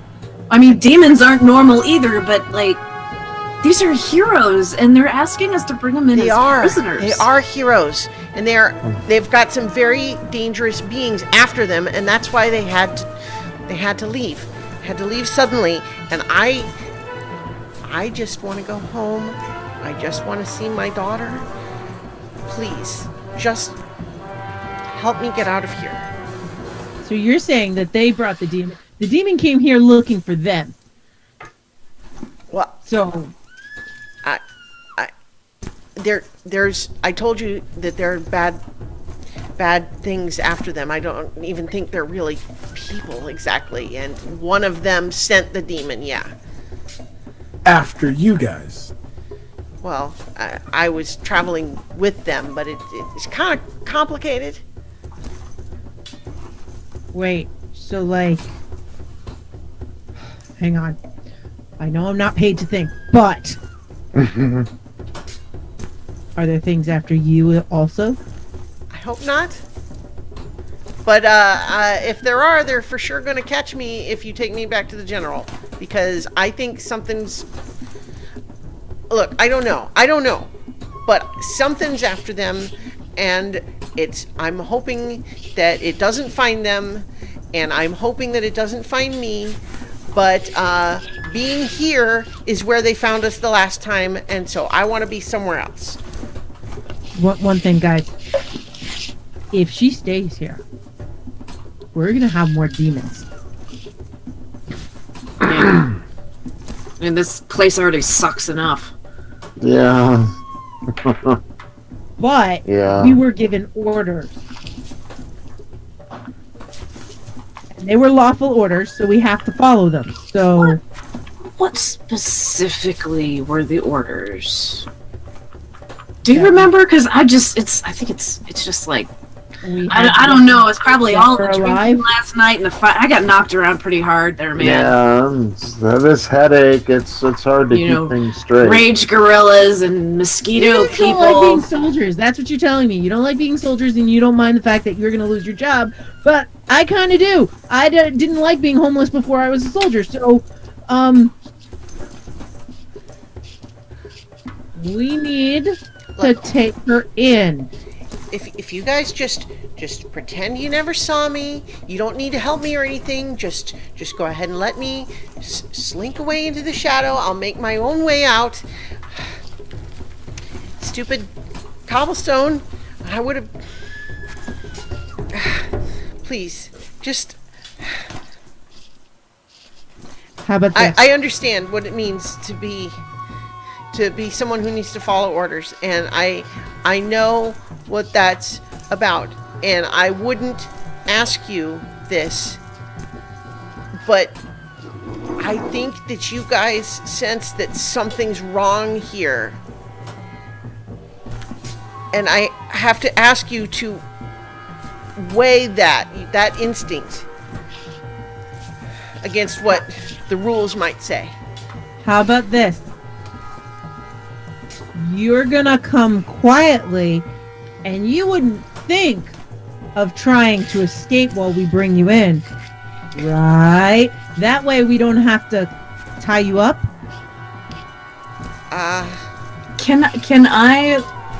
Are you? This is gonna Are end you so poorly. So I have to ask a question here. Are you trying to suggest to her that you might help her if she cooperates for the moment? Or are you really trying to say she should cooperate so that you can take her in?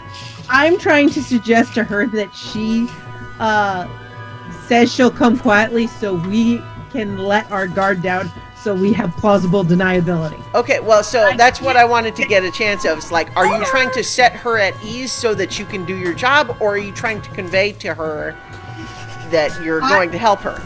I am trying to find a loophole within my orders. So if she says she's gonna come quietly, I don't have to tie her up. Hopefully we get there. And she doesn't escape. Okay. So, she's looking at you and a little wary and just kind of saying, but I need to go that way. And you want to take me the other way. What if? I'm just saying, there are so many stories about what you and your friends have accomplished and all of the monsters and things that you have defeated. Yeah. I don't think it would be out of the question if, I mean, personally, I'm just terrified to face even one of you. So, I mean, I think anyone could reasonably understand that you could, like, easily take out 4 silly guards, like... Well, if that's what Super we're going easy. with, then how about we just say that's what happened and you guys go ahead and let me go? That's not good enough for this one. And I point at Sammy. No, no, that's not good enough at all.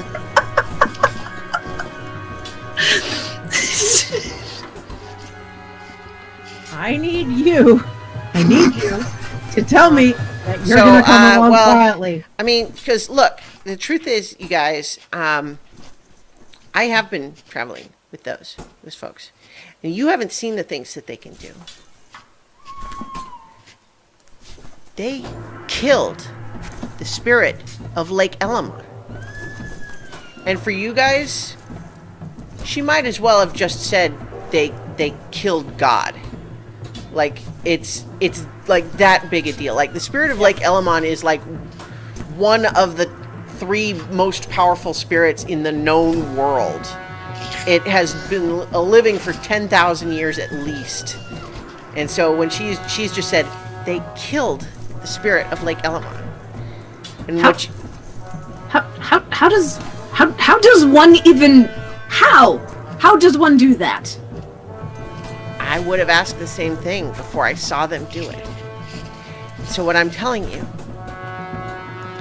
is that I was with them when it happened. And you don't want to underestimate them or what they can do. And you don't want to underestimate me and what I can do. So what I'm telling you right now is this is all going to go much smoother if you all just right now pretend you didn't see me. Let me move on by. And then do what you want after that. I kind of feel Tell him like I she slipped needs away. to roll an intimidation. Yeah, well, if you want to roll an insight against what she just said. Okay. I'm assuming I have no bonuses to that, so Insight is wisdom. yeah, so that would be nothing. So 15. Alright, let me... Hold on, Andrew. Now, you can sense in her demeanor as she's saying all of that she's puffing it up. She's trying to scare you, and that she is actually doing it out of desperation. You know, the idea of killing a spirit is scary, but you're not. You were very much in the camp of they're all the ones that have the power, not you last night. So I don't believe any of that. And yeah, look, you're just gonna have to go and get it sorted. As you said, you're in an army. You know what it's like. She turns and tries What to would run. happen? And so I'm going to say that the 4 of you can all make an opportunity attack of whatever type you like. Yeah, I'm But gonna she's go trying for to run. So I'm gonna I try would and grapple. like to lunge and potentially trip Well, over Sammy. okay, so I thought. you can deliberately make an ineffective attack if you want, but if you want to interfere with Sammy, then I'm going to essentially have you make a shove attack against Sammy, and it would be contested athletics. And, Okay. in fact, I'm going to have you roll deception against her insight to see if she can tell if you did it on purpose.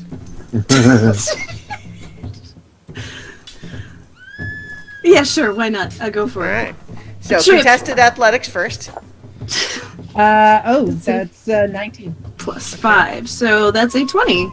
Okay, yeah, so Lilianus manages to shove Sammy over to the point where Sammy is knocked prone and Lilianus falls kind of on top of her.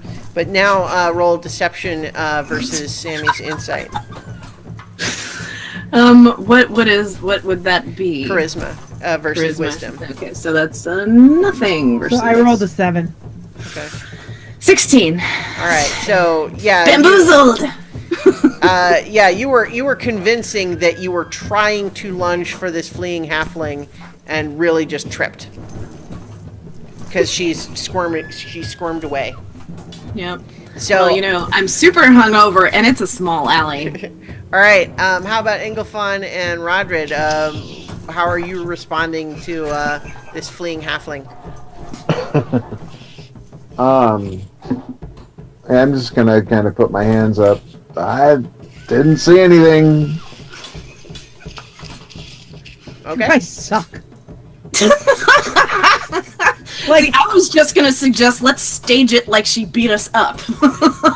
Well, Sammy could totally do that if she actually attacked me. But she can't fake it.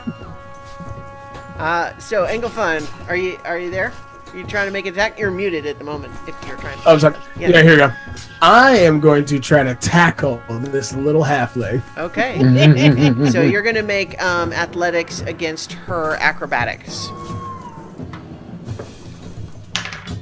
Oh! Yes! Yeah? Nat 20. Oh no! She got a 17, but it doesn't beat a nat 20 with a +5. So as she tries to flee, she ducks under Lilianus and out from under Sammy, falling down past Rodrid. You do flying tackle, and you get your arms around her, and you have pinned her to the ground. You've got her grappled. Now, can I pick her up and carry her under my arm? She is Throw her squirming. over the wall. Yes. So you've got her under your arm. You can, and she is struggling to get away, and she's going to be able to try to make another check here in a second. But for the moment, you've got a hold of her, and you can carry her somewhere. Can I, since I've got her now, can I try to subdue her with, like, the pommel of my short sword? You want to not try to knock her out? Yeah. Yeah, you can do that. You can basically make a long sword or a short sword attack roll, but we can accept that that's what you're doing. Oof. Not good. What? That's a natural one. Okay, yeah, she's squirming around so much you're not able to really connect. So, what are the rest of you doing now that she is momentarily grappled? Shoving Lillian off me. What? What'd I do? What? I'm sorry. I'm clumsy. You're the worst. So we gotta do this. Yes. All Would right. someone help me with this halfling? She's very feisty. She I'm really gonna get is. down to her eye level and say, "We are trying to help you. Knock it off." And she's like, this guy just tackled me and tried to knock me unconscious. Funny if I don't think that's very helpful. We can't help you if you run away. Yet. The only way you can help me is if you let me run away. are you guys saying? Only guilty parties run away. Incidentally, yeah, I think, Sammy, you're hearing all of this. What are you guys saying? We're not trying to help her. Look. It would be a shame. No, of course not. It would be a shame if she got away, but we have her orders. She's tried to attack. We can't let her get away. She's trying to escape, not attack. Oh yeah, you're To right. be fair. Yep. Because she tried What's to fair? not attack, we we can still convince you to come with us quietly and make life a lot easier for us. If you don't hold still, halfling, I'll shove you into my kilt. You don't want that, trust me. I'm going to allow Sammy to make a intimidation check with advantage. Thanks to Engelfon's added suggestion there. Natural 20. On the second Really? roll. Yeah. It was a really bad first roll. All right, well, All right. yeah. So I think At that point, hearing you, she's still kind of struggling. She kind of settles a little bit, sort of still being held under Ingolfon's arm, and just kind of sighs and just says, I'm a political prisoner. I am the scout captain of Villanocta. And important people are going to find out where I am. I want all of that known. Okay. That's good for me. I'm gonna tell him it was your fault, Sammy. This is all your fault. To be fair, The person that gave us orders? to be No, the fair, people I'm looking once- for. To be fair, once we turn her over to the commander, that's on him. Yeah. All right, let's go. Can you at least let me walk? This is really... it's hard to I feel think you should let dignified. her walk. She's coming as a political prisoner. She's gonna comply, right? Right? Can you guys outrun a halfling? Yes. They're quite small and fast. Sure. I have longer Strictly legs. speaking, you all have a faster movement speed than her, just from a mechanical standpoint. We got But this. she's crafty. She's a scout. Obviously, she's got experience ducking and dodging and hiding. Look, Engelfon, this is not how you get off with women, all right? Just put her down. Are you kind of all sort of grouped around her, though? Yeah. All right. I say we let her walk. It'd be a shame if we weren't grouped around her. Well, so the thing is, the natural 20 intimidation check, she seems persuaded Compliant? that she's not getting away at this point. So at the moment, at least, she is... You set her down and she's kind of straightens up. Very well then. Take me to the general. All right. And all of you, you just watch. Something's wrong here. You're gonna see. All right. And I think as you... I was like, can I see if she's trying to get one over on us, or if she's yeah. Well, make actually a afraid? make an insight check. That would be a 10. All right. Well, she only rolled a 5 for her, like demeanor. So I think you are pretty convinced that she is just increasingly realized that you guys, the fact that she knew you, you were like what she basically thought. Like, if anyone would let her go, it would be you guys, and you're still not doing it, and she doesn't know how she's going to get out of the city at this point if the whole thing's on lockdown. Plus, people know who she is, so the idea if she would just try to leave, people would probably try to follow her. She looks persuaded that she doesn't have any way out now. So, as we're walking, I do kind of lean over and go, just so you know, if it were up to me, I'd let you go, but you know what orders are like, right? How helps you sleep at close are we? How close are we to where the commander and the general are? You're a ways away, several blocks, but that's where you left them anyway. Look, why are you trying to get away so badly? What makes you want to flee? Don't give me this you know something's bad's going to happen. You either come clean or we're going to take you to these guys, because last night you guys weren't telling us the whole truth either. We're taking them to them anyway. Last night we were the Brigadier General's dinner guests, and he let us stay in the same hotel completely unsupervised. And then we helped defeat a demon, and now suddenly we're to be taken prisoner? Yeah, and last night you weren't telling us all about your adventures. There were things that you were definitely leaving out. She kind of just shuts her mouth and she's like,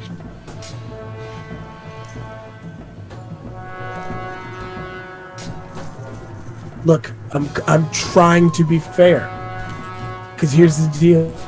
As much of a soldier as I am, I'm not trying to be a bully or on the wrong side of the arm of the law here. But if you're not going to come clean with us, then we're going to turn you over to our superiors. We're doing it anyway because we were ordered. Look, I understand. You guys do what you have to do. But I think years from now, when you look back on this moment, you're going to realize that you were on the wrong side. What are you hiding?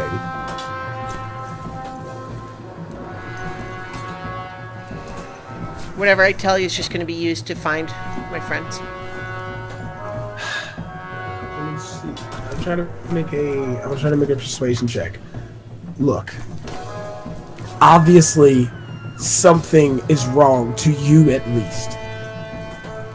And we want to make the right choice, whether it's following orders or not. So if you can't, you got to throw us a bone here and tell us. Make a truth. persuasion check. Oh. That's a 4.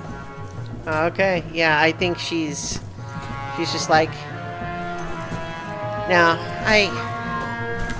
I'm not looking forward to the interrogation I'm gonna get, but if I'm gonna spill information, you better be sure it's not gonna come easy.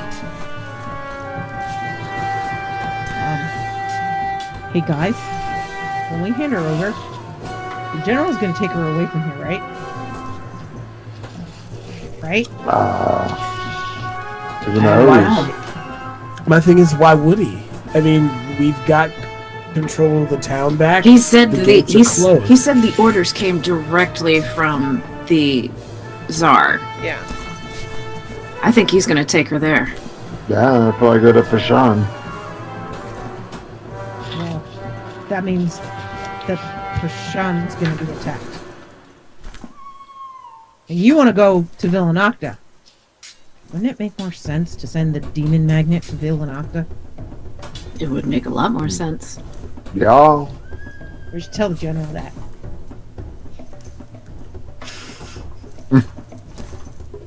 Since she's not cooperating and won't tell us exactly what's going on, I'm on Sammy's side here. We just might as well give her to the general. I don't want to. Don't have a choice. Don't want No to. metagaming! But we drank together. We're friends. Look, this is what happens. I mean, sometimes you have to fight your friends, and that's what being a soldier is we don't look. We're grunts. We don't know the whole story. And if we were to question every order, we're not exactly an army, are we?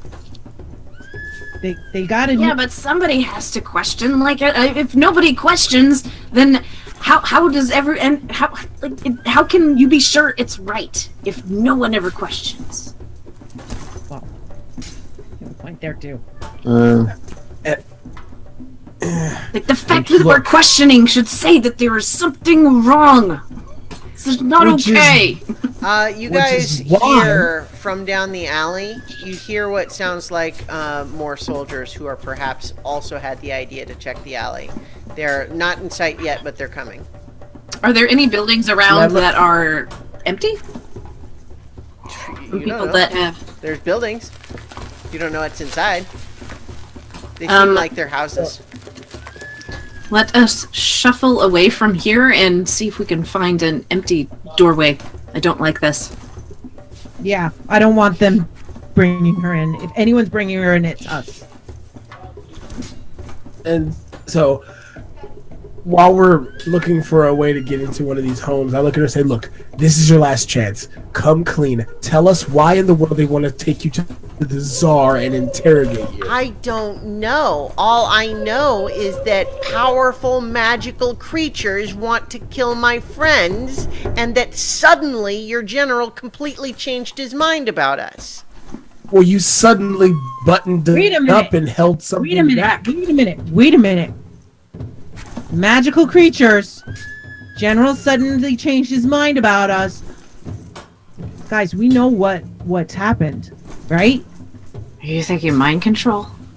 Well, I mean, we were just fighting something that tried to make us all fall asleep. Sorry, Rodred, you did fall asleep. These things happen.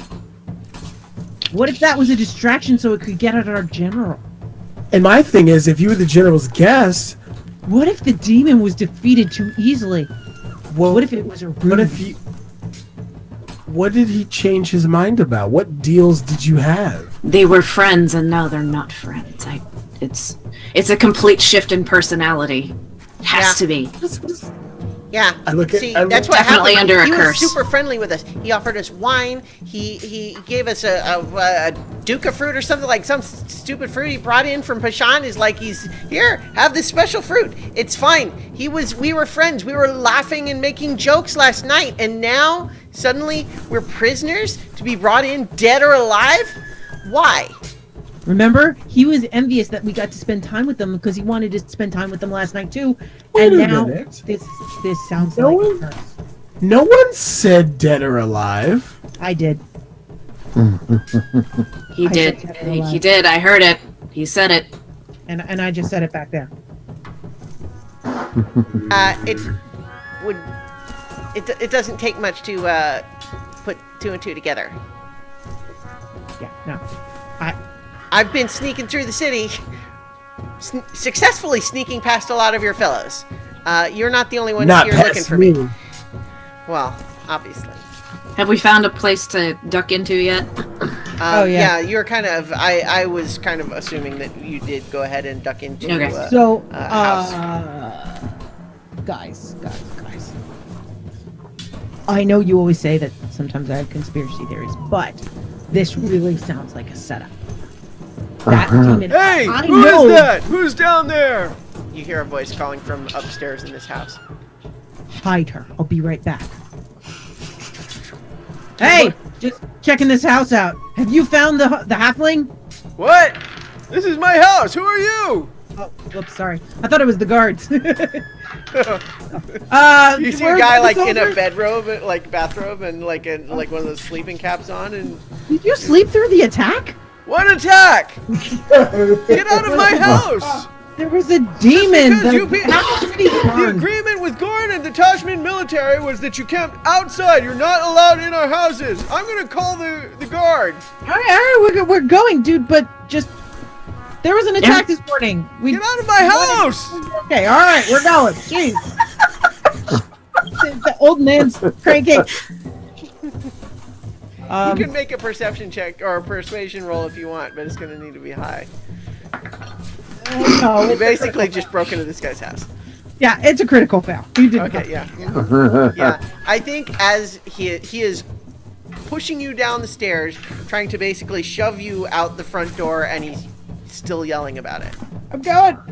Is it just me or is it the whole group? Well, all of you were kind of in there, and he's trying to. He's looking at Yeah. all of you. Get out of my house! What are you doing, and guards? are there guards outside? They were. So you. Let's see. No. We're so fucked. Rolled a 21 perception. So they shit. You hear footsteps hurrying that direction, and as you're kind of hustling out of the door. So I will, if you guys are collectively all determined to try to stealth away, I'll let you all make stealth checks to see if you can get somewhere. All right, let's try this out. All right. Okay. That would be a dexterity, right? Yeah. I need to flip a coin. Would be. I'm gonna roll me some percentile dice to see what I do right here because I'm conflicted. No, you want to come with us, dude. You don't want your friends dead. We're all in this If you together. Disagree. I'm conflicted. No, you're 15. not. 15 for me. I'm so conflicted. 10. No, you're not.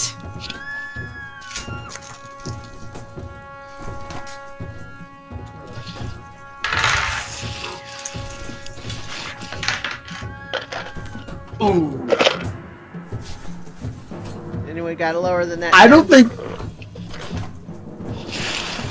think this is a good idea, guys. Something's fishy going on. The guards have come around the corner and seen you there, and you see them see you guys and look at you and just say, "Had any luck?"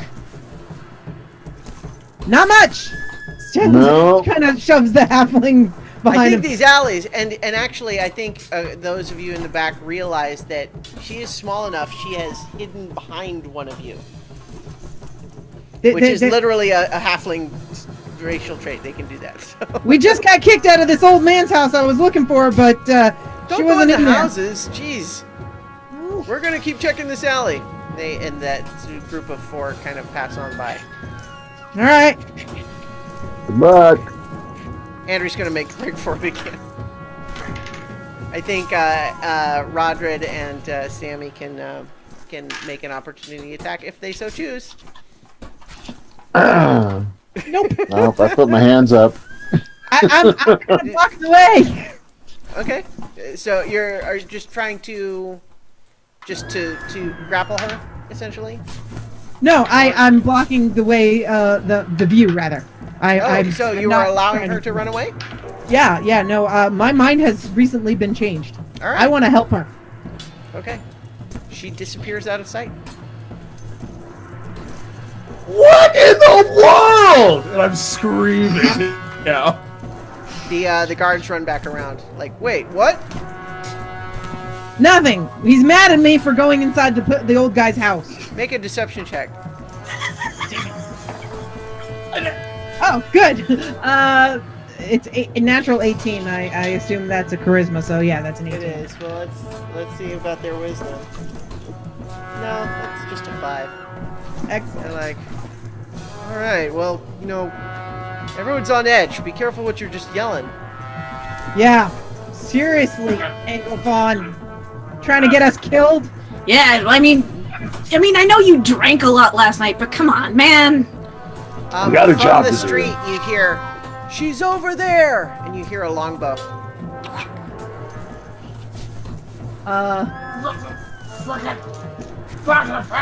Anglophone, shut up. And runs out to see if I can see her. You don't see her. You see people running towards one of the alleys across the street, though. I'm headed there. Okay. Any of the rest of you following? Yeah, I'll Sure, go. yeah. I'll go too. Yeah. Okay. Make a perception check, I'll Sammy. roll along. 9. Alright. Yeah, you are kind of looking around, but you've gotten turned around a little bit when there's a couple of turns in that narrow alley. But eventually all of you kind of start hearing more shouting of just like, "All right there, just hold it. Don't try to run. We've got you surrounded." So I follow that voice. Alright. Yeah. Great. You see that she has been cornered, and there's 5 other soldiers kind of surrounding her right now.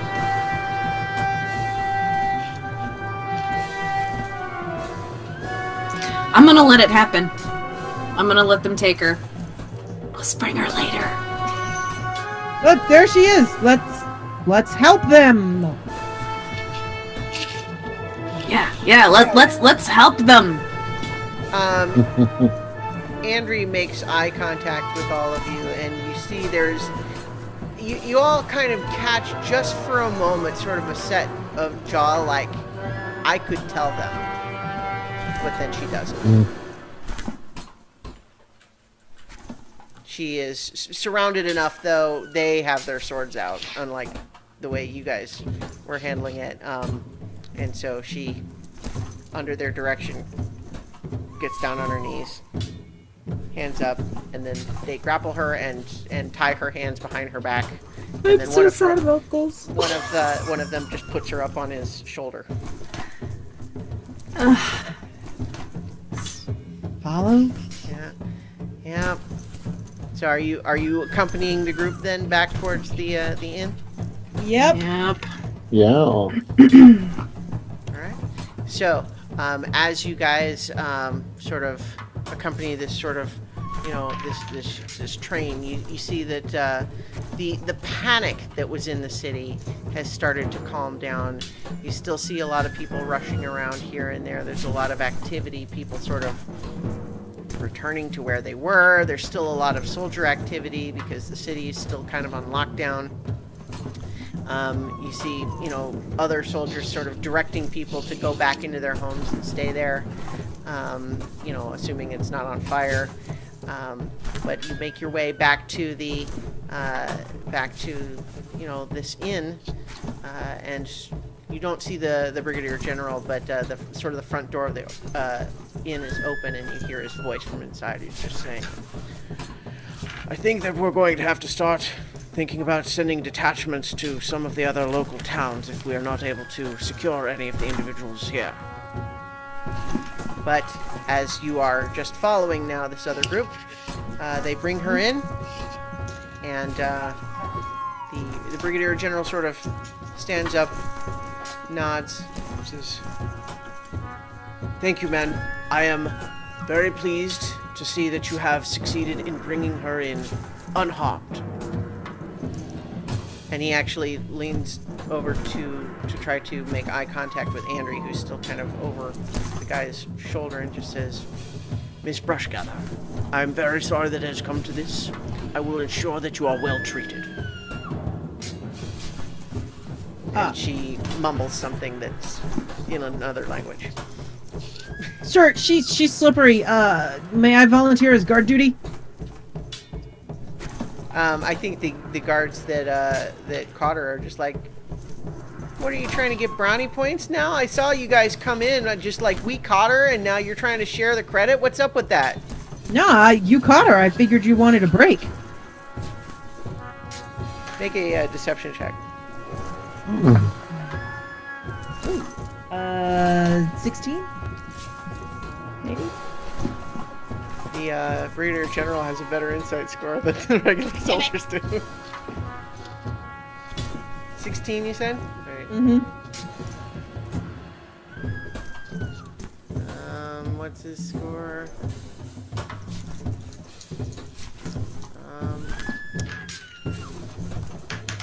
Yeah. You got a 15. So, I think he just kind of, he frowns a little bit and just says, I see no need to break protocol for any special detail. We will just follow protocol. See that she is secured in the stockade and that there are at least 3 guards on her at all times. It is very critical that she is well treated. That Tsar will expect to meet her in the condition that I see her now. That means no bruises, healthy. She is within our custody now, and we will care for her as a prisoner of war is owed. and the other guards say, yes, sir. Sir. And they start to, you guys know that the stockade is actually not within the city walls. It's an army built, sort of a, it's an assembled building, but it's not the town jail. Right. Well, so the guards are going to do it, not us, right? Yeah, they're starting to go away, and your lieutenant actually just comes up to you and says, yes, well, at least that's one goal accomplished for the day. I think that we still have a lot of work to do to make sure that the town is secure. Can you check in with the rest of the company outside the north gate? Make sure that there's nothing needed out there. Yes, sir. Sir, yes, sir. The North Gate anywhere close to these stockades? Nope. Damn it. All right. So we start making our way, and in hushed voices, All right. we have to figure out how to help her. That's what I've been saying. I agree with you, okay? I think you're both crazy. She's hiding something, and obviously it's against the. It's obviously something that's held against the Empire. Nobody asked you, Kilt Man. We've already determined the general is under power of suggestion or curse or something because his demeanor just turned his friend into a foe. The What's rest up of with you, all this incidentally, phone talk? did not notice him acting any different than usual. Otherwise, Mm-hmm. Magic is tricky. What is up with you Yeah, and but how this much friend interaction have we thing? had with the general? not a lot, but he gives speeches to the assembled men on a semi-regular basis. So you've not had a lot of long personal conversations or anything, but you've heard him speak. He seemed very straightforward and sort of, business. Okay.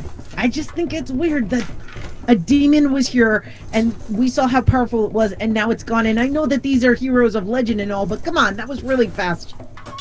We killed 2. Yeah, but not like the big one. Not like the big one. Look, I had that thing whip at me. But No, those I are shot it in the neck with a bolt, and it burst into flames. It didn't even blink. Yeah. It's a fire. It was a fire demon. Yep. So would catch fire next to a demon. A fire demon.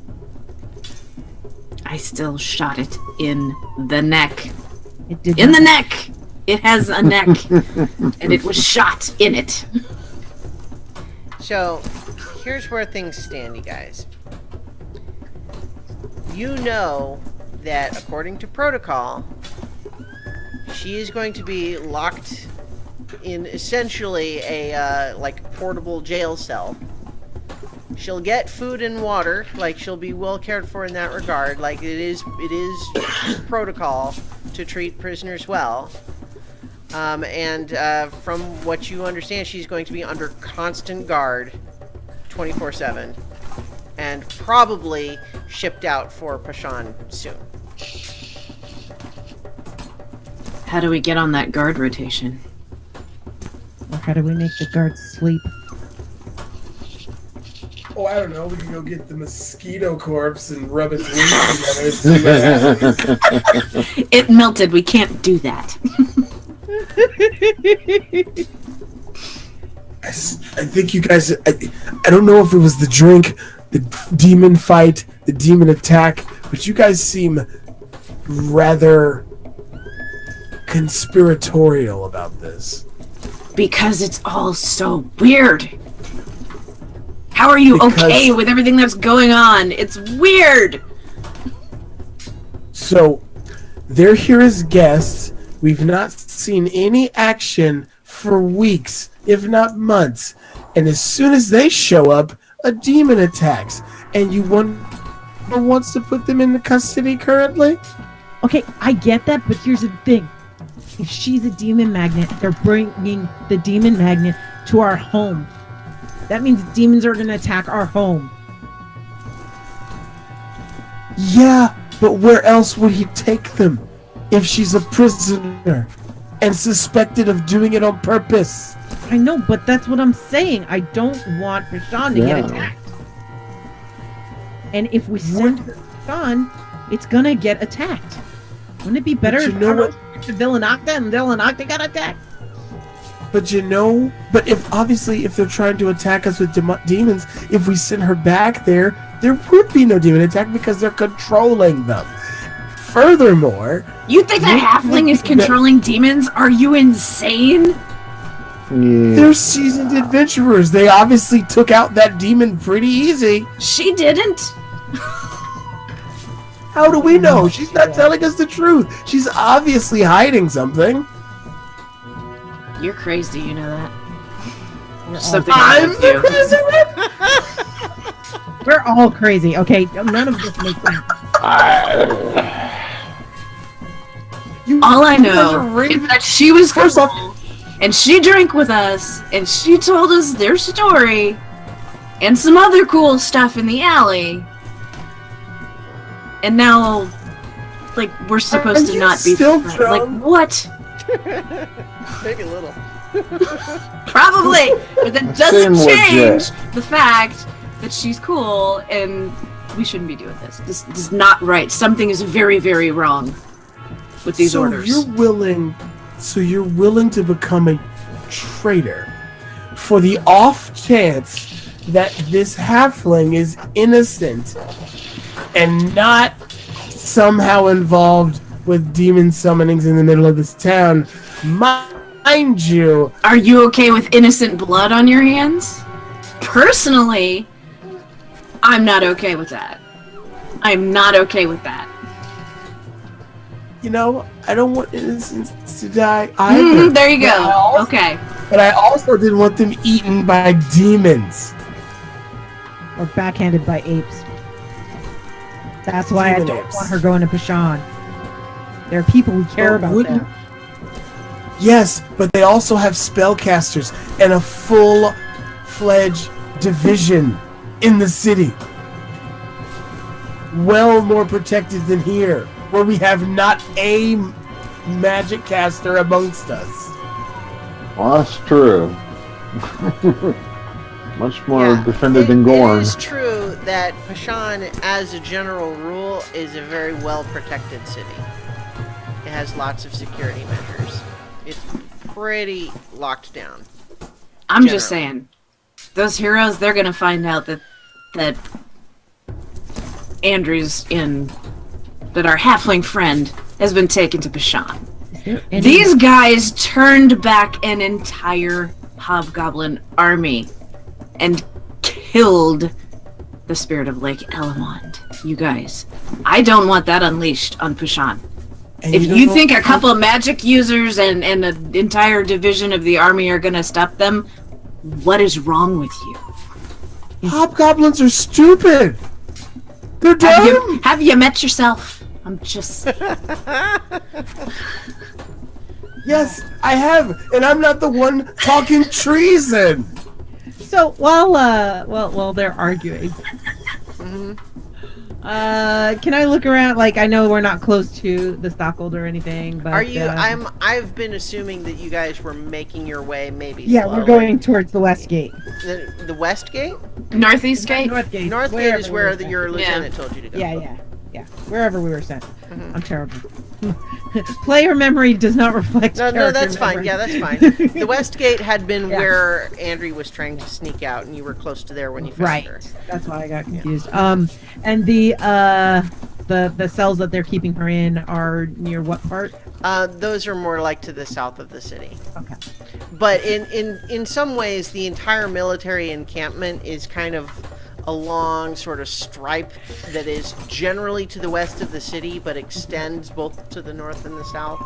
And so it's kind of, the northwest or south gate would be the way to go to get to different parts of your encampment. Okay. I don't know what I'm doing then. Look, let's nip this in the bud. Hmm. Let's all take our shot and see if we can get her to tell us the truth. If she refuses to tell us, then she's guilty, and what befalls her will befall her. How are we What gonna do get you to talk to expect her to say? Like, what would she have not told us? Like, Yeah. I don't- haven't, like, That's the thing. I don't know, but she's been holding back saying something since we've met them. When we met them in the bar, they weren't telling us the true story of what happened. We all figured that out. And when I asked her about it earlier, she got all tight-lipped and buttoned up about something. And just when they surrounded her, she just suddenly had a second thought of like, crap, I should have probably told them. Did you not see the look on her face? she was thinking about outing us.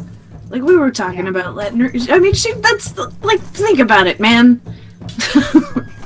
I think She's- she was thinking she might have taken her shot with us instead of into arguing over whether to commit treason or not. And also, why would she run? Guilty people run.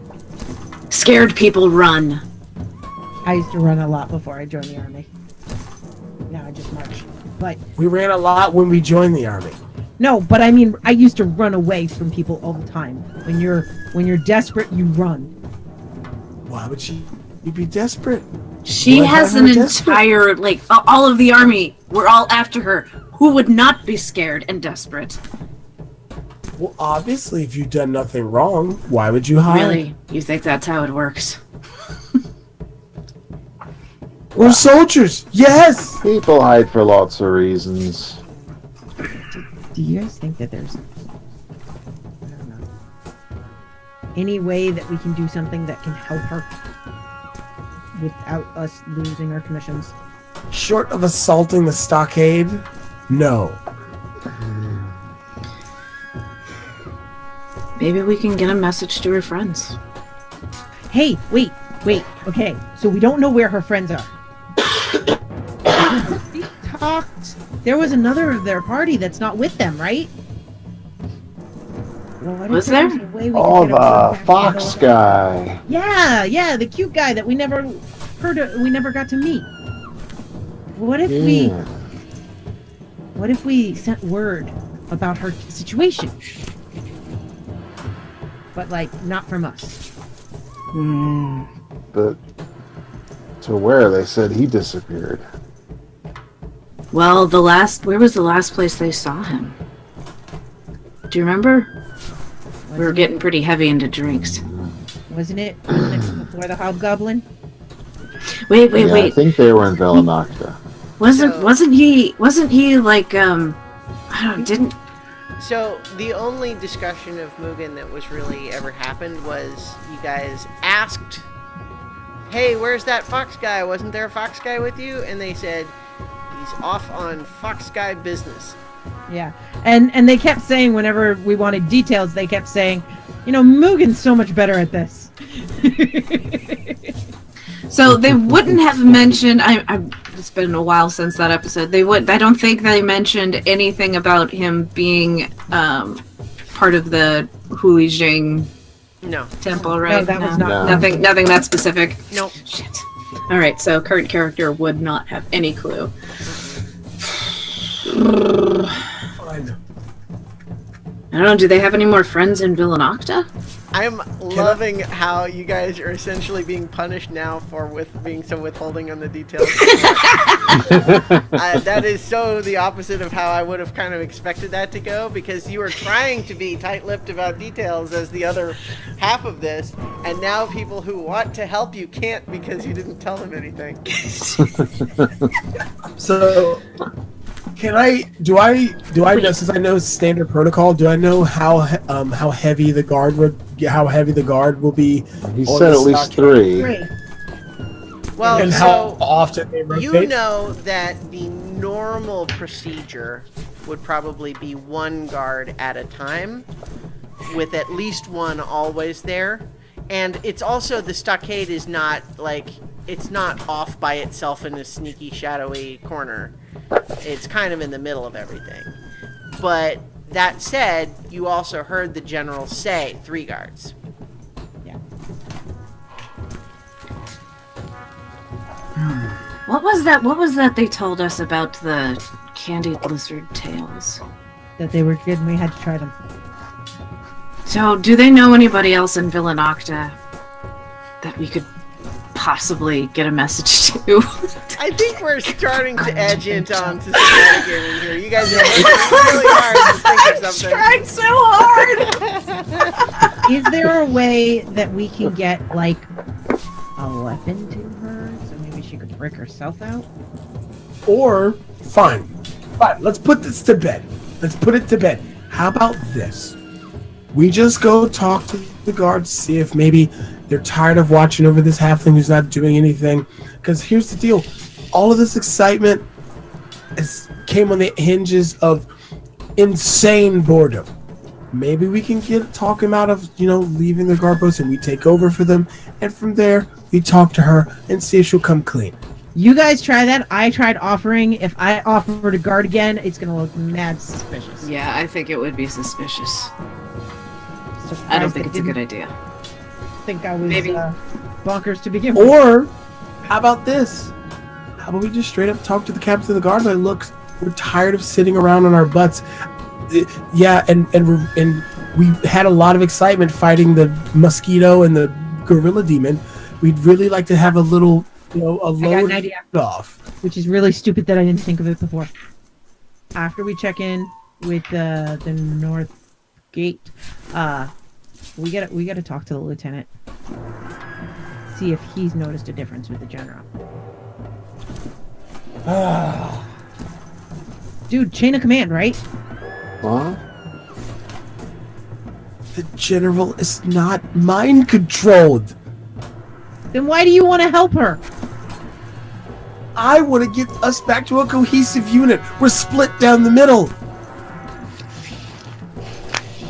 Well, then let's talk to the lieutenant and see if he's noticed a thing. Maybe you can convince us that the general's not mind controlled. And how? Hi, What if- Lieutenant. What if I have a thought? What if it's not the general? He said his orders came direct from the Tsar. What if it's not the general? If it's the Tsar. What if it's the halfling? The halfling Really? has to be apprehended? Did I If realize the you didn't have? halfling was capable of mind control, don't you think she would have? Wouldn't be caught, right? Yeah, she wouldn't be in this situation. What I'm going to say right now is to just say what all four of you would know is that you guys are... You're talking amongst yourselves right now, but you have left the line behind where other soldiers would say, you are speaking treason and you need to be arrested. Because it's the four of you speaking together, but you as players should be aware that your characters would know that the stuff that you're saying right now could get you thrown into prison just for saying it. I have a crazy idea. That's new. Let me turn you guys in. Virtue. No! I got a crazy idea. Why don't I kill you for treason? No. Wait. Hear me out. From what I can tell, standard protocol is if I say you guys are being insubordinate, not necessarily treasonous, sometime in the stockade, you could go see your halfling, figure out what you want to do. No, I'm not having that mark on my record. And no, like I said, we got to go back to the chain of command. And They could try us and behead us like tonight if they wanted to. No, dude, we can trust you, right? All I'm saying is you're saying the lieutenant... You're speaking treason! No, I'm not. You kind of are. No, I am. I'm starting to realize that we're going off the dangerous end here, which is why I said forget her and go back to the chain of command. Do it within our orders. Yes, you want to ask if the Brigadier General is mind controlled! So many words. When you put it like that, that sounds stupid. Insubordinate and... We lost you. You clipped into nonsense. Only dogs can hear you. Flipped into Nonsense is a pretty good, that's an album title, right? Yeah, that's the name of my cover band. That's Dead Mouse's new CD. Yeah. All right. So are we at the gate yet? Yeah, if you've continued on your way there, I would say you've reached it by now. Once we get there, we kind of shut up and check with the people that we need to check in with. The gate is definitely closed and guarded by some of your fellows, but you are part of the military command. You could probably tell them why you need to get out, and they would let you out. Well, I'm just That's doing your what I orders, was after all. told. We were told to check in and find out what our next orders were. You were told to check in with your company, Yeah. which is outside the North Gate. Then that's what we're doing. Yeah.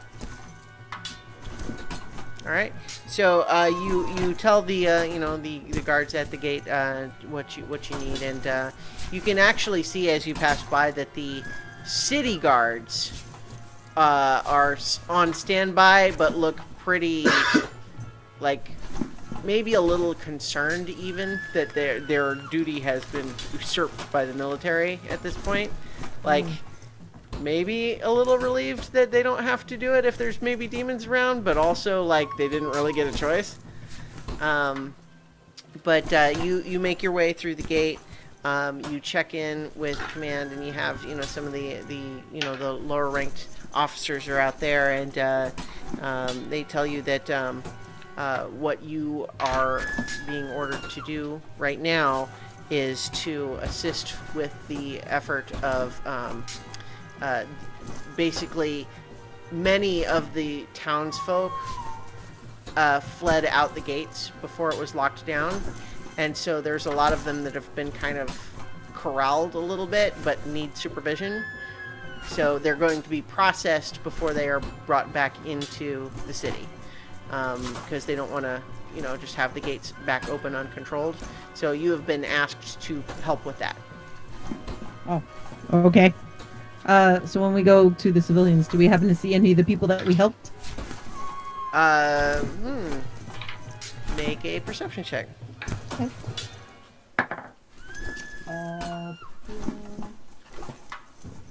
So that's 17? 17?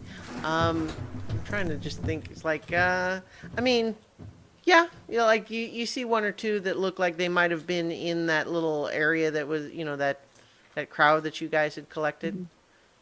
But, So yeah, okay, I'll allow that because I said it, but I'm also just thinking how, like, you were guiding them towards the west gate, and it's fine. Yes, you see one I or just two. want to check in. They look Well, I'm familiar. assuming that all gates they've corralled them to the same one, right? So I just like, hey, how are you guys doing? Everybody good? Everything good? Trying to make that personal connection with everyone. Yeah. You see a couple people who with some minor injuries, but of the people you talk to, no one has anything more really severe other than just like twisted ankle, that's bruises, that sort of thing, mostly from just the panicked flight. But a lot of them are basically a little bit afraid, and like they don't want to just be standing around outside like this. They don't want to go back in if there's still demons, but they're also right now sort of feeling more or less like they're packed into a little area like cattle, and it's not clear what's happening. Yep. I know it sucks, man, but it's just gotta wait for the bureaucracy to be over, and Right. in the meantime, just hang out with the neighbors, say hi, that sort of deal. Because it's getting late, Hmm. what I'm going to rule is if you guys have a specific plan, we might try to implement it. But otherwise, it might be the sort of thing where, like, you guys try and fail to think of a plan, and there's really, what can you do? Who's in charge of the? We know who's in charge of the guard duty roster, I would imagine. Yeah. I But would it like would not be to. normally one of your responsibilities. Okay. I mean, because you guys, Maybe. you guys are not the rank and file. Right. You are like one of the, like the tactical squads, so to speak.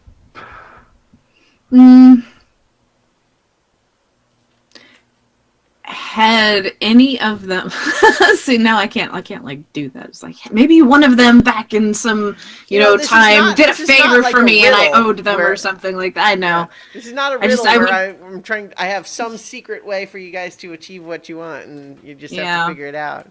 It's a tough situation. Yeah, I wanted to be able to at least get a message to the heroes that their friend had been taken. Like that's really, I don't, because we're not going to get Andrew out. We're just not. Yeah. So how about this?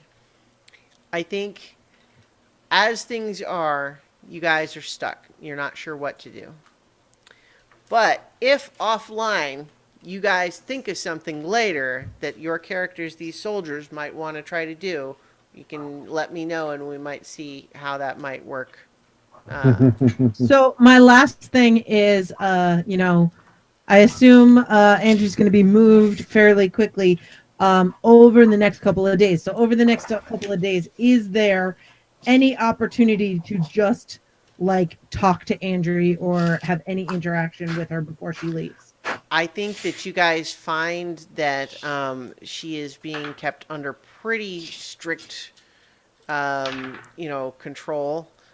She's being treated as a high priority prisoner, and although it's not so much like you couldn't approach, you certainly can't do it privately, Right. and people are going to be curious why you want to talk to her. Maybe we just want to say one last goodbye to our drinking buddy. Yeah, I'm not really wanting to do that either, because I don't want people to think that I still think of her as a drinking buddy. Yeah, once I just they wanted to become a prisoner. send a sorry or leave that thread there, but I mean, I think that you guys could go in and just, if you wanted to just speak with her briefly, you could, but it's not unsupervised. The other guards are going to be there.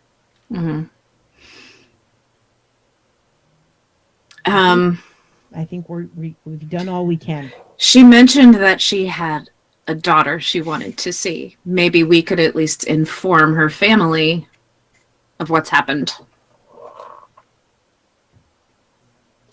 If she could give us some direction, we'd just like to notify the family, and we can, pass that on to the lieutenant or whoever. Because, she's a prisoner of war, and then it would make sense that at least Villanocta would be notified, right? Next of kin? And they said they were holding her as a prisoner of war, so that wouldn't be just any messenger boy. Mm-hmm. That's a very important message. It is a very important message. Well, if you guys want to do that, that's fine. What are you doing? They want to talk to the lieutenant and see if mention to the lieutenant that while we were drinking, she had mentioned that she had a daughter in Villanocta. No, it's not Villanocta. She just said she had a daughter. Oh, she had a daughter, sorry. Yeah. And that they wanted to make sure that word got to the daughter that she had been taken prisoner of war. But was safe. Yeah. Would like to take that to the lieutenant. Okay. I think when you bring that up to him, he is receptive, and I think he expresses to you that he can't make any promises because there is something a little bit weird with this whole ordeal, but he puts that down to the fact that she is associated with such powerful magic users that a lot of precautions have to be taken. But that he will definitely send that up the chain, and he expects at the very least that a formal notification to the government of Villanocta, because she is an officer of their government essentially, would be to say that she has been taken into custody. But he can't make any promises because it's not his jurisdiction to specifically supervise that. It's the best we can do, right? I think so. Yep. All right, cool. All right. So I think that is where we're going to draw tonight's adventure to a close. I'm so sad that we couldn't free her. I'm not sad that Sammy's not being hung for treason. So you guys were getting pretty close. There's a couple of more dire ways that all could have gone. Yeah, I was sitting here, I was rolling percentiles to see if I would be like, you know what, screw this, you're a traitor. You all That are is very actually lucky. I rolled.